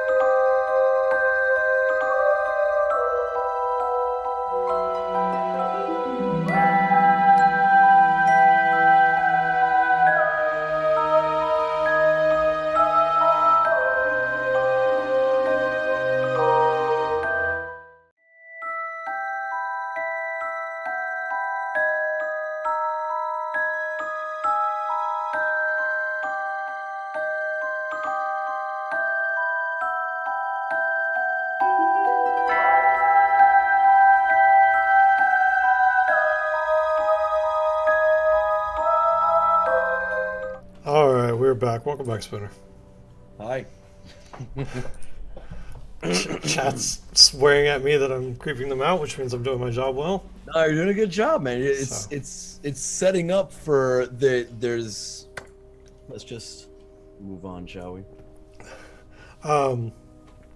As we come back from break, anybody that has joined us in the last little bit, just be aware that we are playing Call of Cthulhu. It is a mature game. Deals with a lot of heavier and darker subject matters that a lot of our games like D&D kind of dip their toes into, but don't really dive headfirst into. Call of Cthulhu rather just drops you in the deep end of. So be aware that this is a game that deals with some heavier, darker, mature subject matter. If that's not your thing, that's cool. Thanks for being here. If you want to head out, I completely understand. We'll be back to goofiness tomorrow morning with Arcane Stars and Sunday on Blood Moon Adventures. But tonight is Call of Cthulhu, and it is heavier subject matter. When we left off, I was trying to not have a borderline episode. Mm-hmm. Does Henry have his sidearm with him? No, I do not have my sidearm with me. That is still in the hotel. Okay. In my duffel bag. Okay. So you kind of get caught up in the memories and the flashes of light coming from the attic. So much so that you don't notice the person approaching you. Until they reach out and shake your shoulder. No. Oh. Hi. Are you Lauren? And it's this middle-aged woman standing in front of you. She's got kind of the haircut where it's shorter in the back and longer in the front, about chin length. She's got a pair of sunglasses kind of clipped into her shirt. Hot. The can I talk to your manager haircut. Right. And she looks at you for a moment, very kind of curious, and she says, I don't recognize you, but yes, I'm Lauren. Hi, Henry. I'm friends with Mitch Landrum. Oh, I'm sorry. No, it's fine. I just coming down here to visit him. Kind of help him out, give him, so he's not alone during this whole thing. Did you know Kelly? Were you around? Do you know what happened here? And she says, it's pretty clear what happened, isn't it? She decided to shuffle off her mortal coil. That's absolutely one way of putting it. Yeah. It seems it caught a lot of people off guard. Nobody really expected it to happen. Well, Kelly had her demons. We all knew that. She had her struggles with substances in the past, much like her father, and like her father. Well, really, Mitch? He enjoys his drink. It's no secret. No, you're absolutely right. But honestly, I'm not really sure I have time for this conversation right now. There's so much to do inside. I didn't mean to take up your time. I apologize. I was just, trying to just checking out, getting acquainted with the town, and you guys got the kids back to work really quickly, huh? Well, the pastor has a lot riding on this, and he's blessed the house. So it's not like there's any demons or anything going around. That'd be silly, right? Hey, yeah, come on. It's 2018. Nobody believes in demons, really. Is the pastor here by chance? No, I believe he's preparing for this week's sermon, and she begins to walk away. She says, I have to go monitor these kids. If you would like to continue the conversation, you're welcome to come with me. But I need to go make sure that no one's doing anything they shouldn't. Last week we found a couple of kids making out in one of the rooms, and we can't have that. You're right. You carry on. You're doing God's work. It was a pleasure meeting you, Lauren. You take care. I'll be seeing you around. Well, I mean, you're free to come follow me and we can continue our conversation, or if you'd like, pick up a hammer and help these kids out. God knows they need it. They these kids have no experience whatsoever. It's like wrangling a bunch of monkeys with buzzsaws. As you know, that might actually be a good exhibit if you guys are doing a haunted house. No, I'll be back. I'm gonna go back to the hotel and kind of freshen up a bit, shake some more of the road off, and see if Mitch is doing okay. Before I come back and check the place out. Thank you for the invitation. You're more than welcome. And God knows we need the help. If you ever decide that you've got a free moment and would like to help bring more souls to Jesus, you're more than welcome to help us on the house. All right, I'll give it some serious thought. Thank you. And at which point I get back into my car and begin to reverse. So as you get back into the car, there's the tree line that surrounds the house is probably about 50 yards from the parking lot. And as you kind of open the door and you're getting ready to duck your head in to get into the car, you can see a glow coming from that tree line that seems to be illuminating a figure. Figure? Like a people? Mm-hmm. Like a person? Like a person. So it's like backlit, like silhouette then? No, it's the glow is in front of them and it's lighting up kind of from their chest up to their face. And you can kind of see the dark shadows where eyes should be, and kind of a bald head, just looking down into this glow and then looking up at the head tilts up and looks at the house. Huh. I'm gonna make a note of that. It looks like a person then, like an actual human being? It does. And after a couple of these motions of looking down into the glow and then back up, you see the glow kind of raise and illuminate the shoulder and the face a bit more, and it gets stretched out as if the figure is holding whatever's glowing. Okay. I roll down the window and I shout back out to the same kid as he's still ferrying crap back and forth. Is he still there? Well, there's many kids kind of running back and forth. That particular one maybe is there. You're not real sure. All right. Hey, the hell's that? And when the kid stops and he's got a toolbox in his hand, he looks at you. He looks over to where you gesture and just kind of and kind of scurries back off towards the house. Okay, well he's the first to go.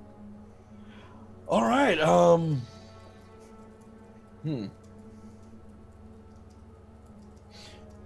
Yeah. I gotta go get Mitch, and then I bolt out. Going back to the hotel room first off, because I've only been gone 45 minutes. Okay.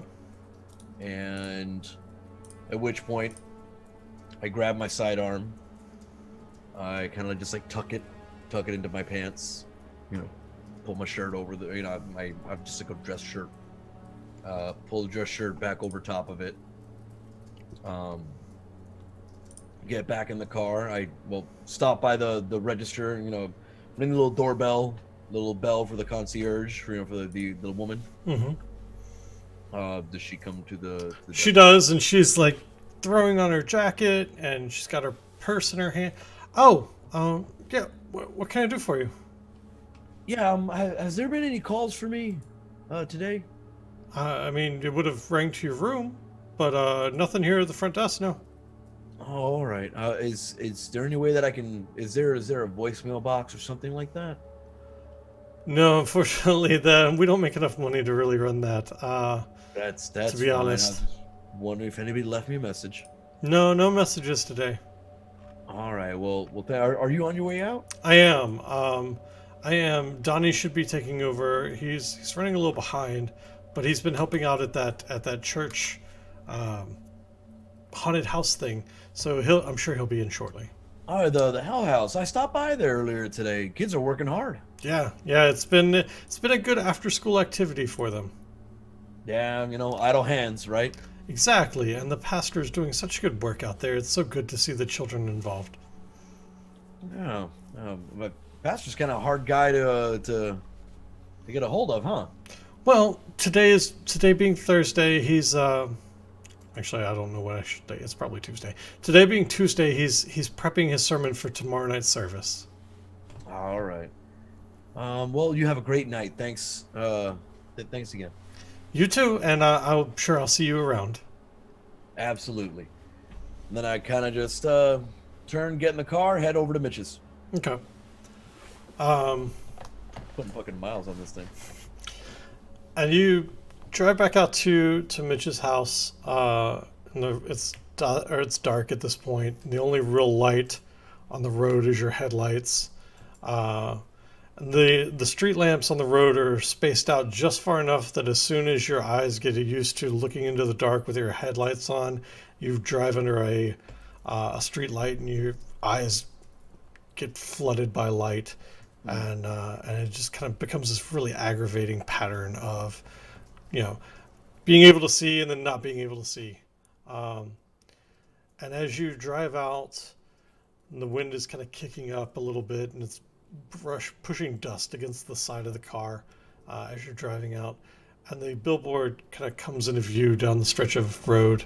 And then as you get closer and closer, you realize that somebody has taken what appears to be like a bucket of white paint to the billboard and has scrawled in white. It just says "All shall burn" across where the house was painted. Okay. It's I'm like creeping to a slow. That's not a good sign. All right, I kind of like speed a little bit. Not speed, but I drive with a little bit more. I drive a little bit looser, more reckless on my way down to Mitch's house. A little bit more purpose in it. Yeah, Yeah. like I'm not. I don't want to get pulled over, but at the same time, I need to get there. Well, the road to Mitch's house is right past the billboard, and it's only about a 200-yard, stretch of road, or really stretch of driveway up to the top of the hill. And you see Mitch's truck, or excuse me, he didn't have the truck. He had the Civic parked out there, and the house. The lights are still all off. Um, the door's still closed. Okay. Which point I'm gonna leave the car running, but I'm gonna step out and leave the door open in the car and everything, and just kind of like rap on the door. And there's no answer. Bang a little bit louder. You pause and wait. Still nothing comes out of the house. All right. It's like dark of night now, right? Mm-hmm. Where in relation to the front door of the house is where I would assume the bedroom would be? It would be to the left and around the corner towards the back of the house. Porch light on? Nope. Back porch light on? Yeah, it Can I probably see? always stays on. All right.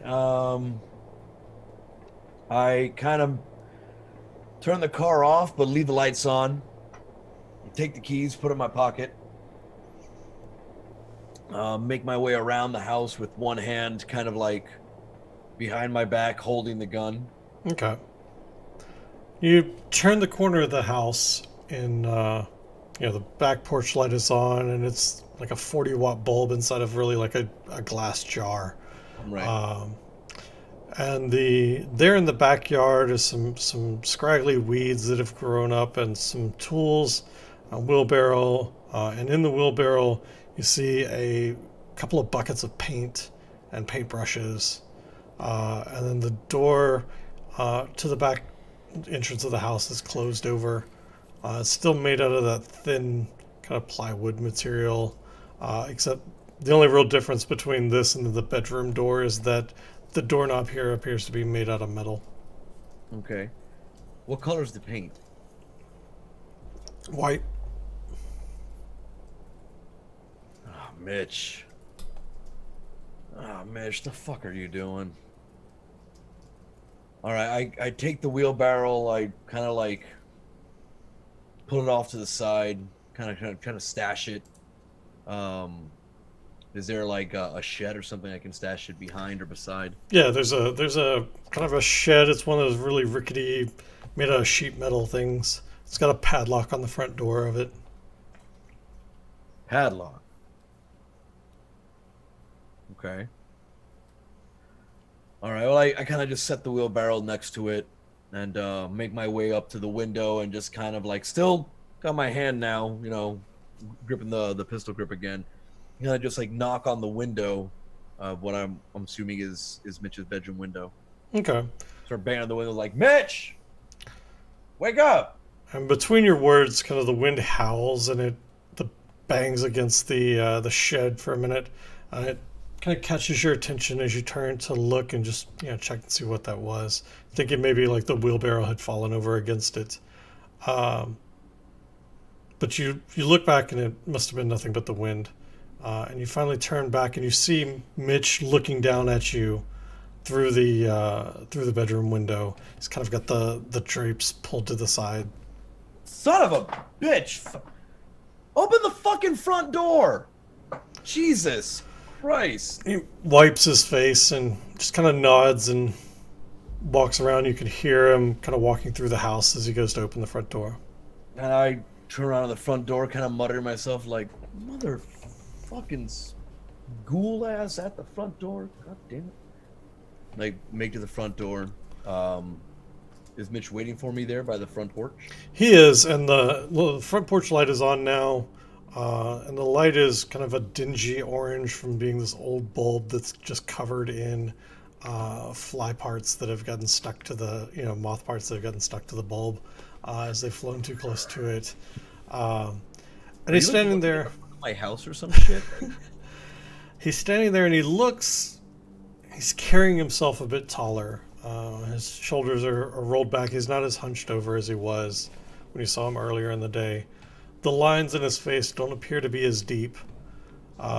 His eyes aren't quite as puffy, but they're still just kind of. He looks to be perpetually on the verge of crying.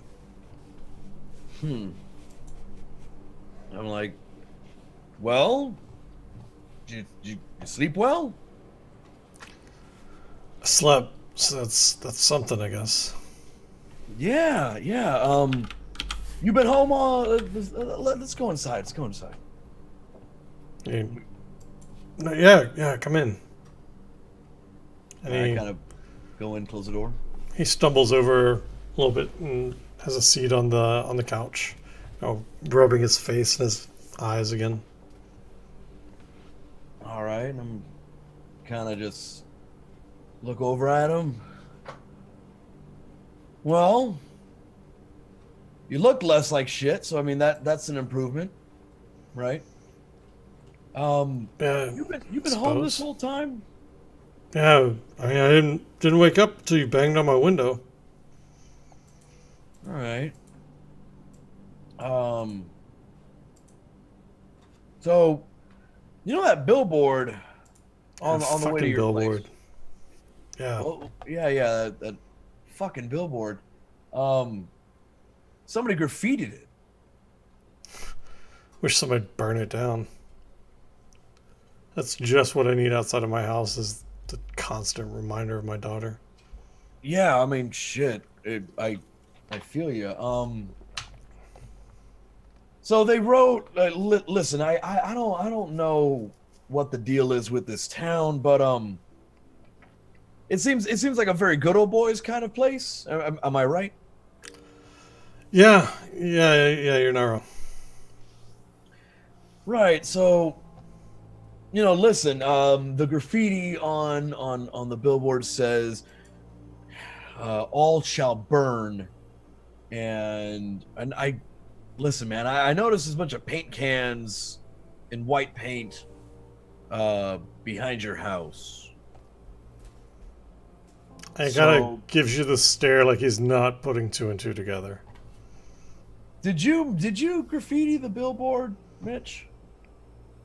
No, I've been here passed out. The paint cans were left over from Kelly when she was helping repaint that fucking house. Yeah, yeah. Just to be on the safe side, I think we should probably take that and maybe like lock it up in the shed or bring them inside, something like that. I don't need people harassing you, giving you a hard time, thinking you're the one that was up there defacing their precious bullshit board. Fuck them. I got other things to worry about right now. My daughter's funeral's in a day. I don't give a fuck about that sign. All the same, do you want to you don't want to spend your daughter's funeral not there because they found some bullshit reason to hold you overnight, right? He just sighs and he gets up and he grabs the keys from off of the kind of kitchen counter. He just throws them at you. Fucking here. If you're worried about it, take care of it. I mean, that's why you called me, right? To help take care of you. Yeah. Don't worry, Yeah, I got it. I guess, man.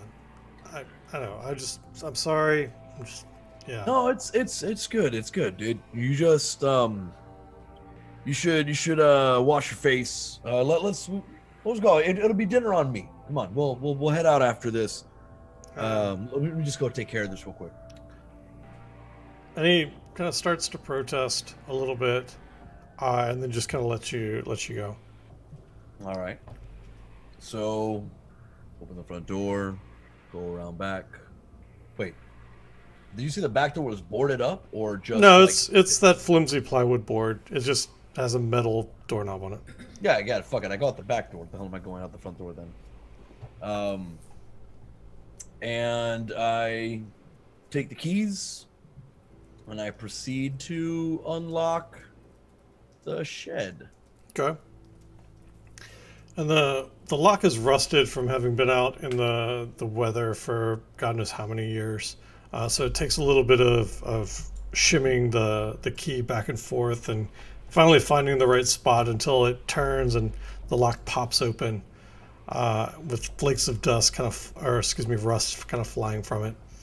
And you unlock the shed and kind of pull the door open, and it just gives this long, loud creak with every inch that it moves. And you realize that most of the shed is empty other than what appears to be a motorcycle that is kind of tucked away in the back under a tarp. All right, and I can definitely tell it's a motorcycle. Mm-hmm. Yeah, the tarp has got holes in it. Handlebars are kind of sticking through, but somebody's done the best they could to kind of cover it. All right. I just kind of put the paint cans right just inside the door. I'm not going in there. I'm not fucking with any of that nonsense. It's scary. So I kind of like place the paint cans in, close the door, try to get the lock on the fuck. All right. Rust and shit on my hands. All right. And back in the house. Okay. And Mitch is there sitting on the couch, his face kind of just buried in his hands. And without looking up, he just got taken care of. Yeah, man. Yeah. I got him out of sight. That your motorcycle? No. No, it was Kelly's. It was the last thing that she left behind, and she, a couple of years ago, came around, wanted to sell it, but she was in bad with her meth and everything, and I locked it there to keep it safe. Yeah. Was gonna give it back to her when she hit her year sober mark, but I guess now it's just gonna sit in that shed. We'll figure something with it, buddy. Don't worry. You ready to go? I'm not. No, I don't want to face those people. I don't want to be out there and hear their whispers and bullshit. All right. Um, Well, you go get something to eat, man. I'm just gonna. I'm gonna. I've got dishes that need to be done. no, man. Fuck the dishes. You gotta. Is there a pizza place? Yeah, there's gotta be something that we can eat. There's the diner and a McDonald's, man. It's not good options either way. I'll be fine. You go rest and get some sleep and get something to eat. And I'm just gonna. He kind of looks around. I'm just gonna clean up here, man. It'll keep me busy. Give me something to do. All right. Are you sure? Yeah, yeah. I'll be all right. All right, man. You can give me your word. You promised me, Corporal. You're gonna be good. And he just kind of nods. All right. All right, man. You got my number. You know where to find me. I'll be at the hotel. I'm gonna hit up that diner, see if Henrietta's still working or she just got off or something. If somebody, some other sane person besides you and me to talk to in this town, right? Yeah, I think so. All right, Mitch. You take it easy. I'll see you tomorrow. And he just kind of gives you a hard nod. Um, and I think with that, I think that's where we should probably end episode one. Okay. He goes, Sure. yeah, that was a good introduction. That's a good stopping, Okay. kind of natural stopping spot. I know you've got somewhere you've got to be tonight at a certain time. So I think, Right. but instead of us getting into another scene and having to cut that scene short, like this seems I like a good get it. spot. Okay. So normally, guys, hey, thank you for being here. Appreciate it. We're kind of trying this out. It's October. It's Call of Cthulhu. Figured it'd be interesting. It's one-on-one storytelling. I've never actually DM'd a game with only one player before. We never even rolled a dice tonight, which is fantastic. I think it's actually I'm having a blast with this, to be honest. Me too. It's like there's a whole lot of like it's the quintessential horror story. There's a whole lot of build up with there ain't shit happening. It's just a lot of like eerie weirdness. I saw some eerie weirdness that in character I would not fuck with. In real life, I absolutely would not. So it's like, okay, that's a thing. Sure, whatever. I'm not gonna go poke the hobo. And be like the town legend. But then it's gonna. I know it's gonna come out of nowhere. I know that like out of fucking nowhere you're going to come at me like hard. Yeah, and I think that's that's a horror trope too, though. That is like you have all this slow burn build up, and then like the oh shit moment happens where everything is just right there in your face and you're screaming your fucking head off. And I'm fine with that. I'll take that compliment because I'm definitely I'm intentionally there's some grains of truth in here. There's some important things in here. And then I'm also taking the opportunity that anytime that something can be tweaked and a little unsettling, let's throw that in there too. So I'm enjoying doing the storytelling with this. This is a lot of fun for me. I'm having a blast with it. You guys watching in chat, how do you think this is working out with just kind of the one-on-one? How's the pacing? How's the RP going for you guys? There was not an intentional ode to Slender Man. No. If an accidental one ended up in there, I mean, I'm not going to complain about it. Am I the only one that has never? I know nothing about Slender Man other than it was memeified like to fucking hell and back at one I point. know that it was a creepy pasta, and that's where it started out, and that it then turned into a movie, which watching it, I'm like, I'll wait for that to come out on DVD or something. So I appreciate you guys. Like Julian's over here, like I'm shitting myself. I'm like, I honestly as a storyteller, completely appreciate that. That's great because that's exactly kind of the unnerving that I'm going for. But yeah, so normally we're gonna go longer. We would go to midnight. Yeah. Spooner has some obligations, some real life obligations tonight that he's got to take care of. Um, so we're kind of cutting this episode a little short. Next week, for all intents and purposes, as far as I'm aware of, we will be going the full 4 hours from 8 to midnight. Yep, next Friday. So yeah, if you guys are enjoying this, if you're not familiar with Lovecraft, look up. What is it's the color? Hang on, there's a really good short story that he wrote. The Color Out of Space, which it's a short story. You should be able to sit down and read it fairly quickly, but it gives you kind of an idea of Lovecraft's work and kind of the influence that honestly that he's had on horror as a literary movie, just genre in general, way back from the 1920s. If you want to watch a movie that encapsulates some good Lovecraftian feel and themes into it, I think it's on Netflix. Go watch The Void. It's super unsettling and really well done. And it's one of those that, like, yeah, it starts out a little weird and then shit goes sideways in the last, like, 15 minutes. And you just go, what the fuck did I just watch? And it's excellent. Yeah, I've been actually debating. I have kind of a couple of collected works of Lovecraft. I was debating this month, possibly even streaming, just reading one or two of them. Yeah, do it. I gotta find one that doesn't have like really overt racist tones though, because there's certain words that I would have to bleep out as I'm reading it, and I don't want to like be in hour 2.5 of reading this thing and then I don't want to. Yeah. So that is a fair. I'm suggesting you guys go read Lovecraft, but if you weren't here when we talked about it at the beginning of the stream, Lovecraft wrote in the 1920s and was a racist fuck. It comes through in his writing. So be aware of that as you kind of get into this. If that's not something you're comfortable with, I completely understand. There are a bunch of other authors out there that have picked up the mythos, modern authors that have picked up the mythos and added to it. Maybe go check out some of their work. I can't speak to the quality of that. I've not actually read any of those, but they are out there. Yes, so Drummond, I will be doing Arcane Stars tomorrow morning. We are going to be on DJ Knight's channel for that.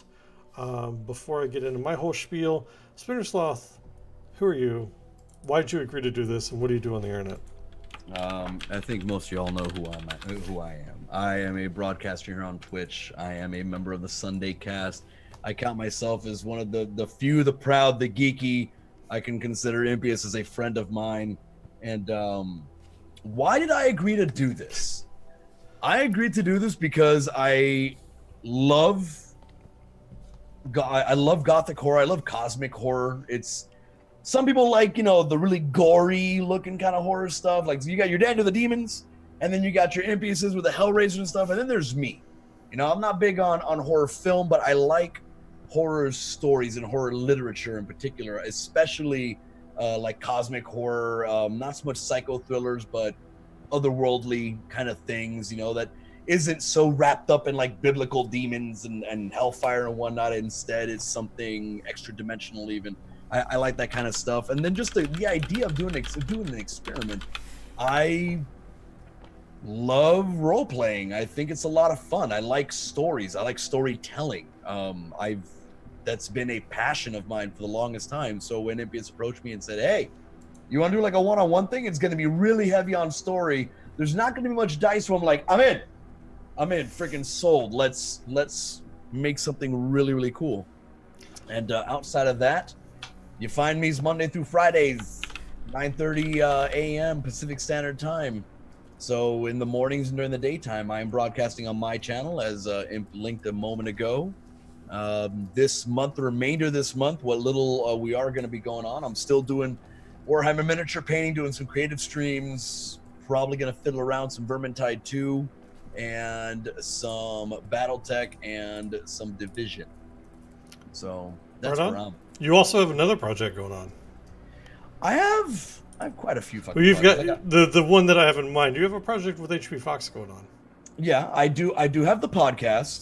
The latest episode just came out today. We recorded it yesterday, and it took forever to get it out to y'all because Twitch takes forever to process videos, and we do an audio format on Spotify, iTunes, Google Play. If if you're listening to it through that, and then the video aspect is on my channel. It's up there in the video section.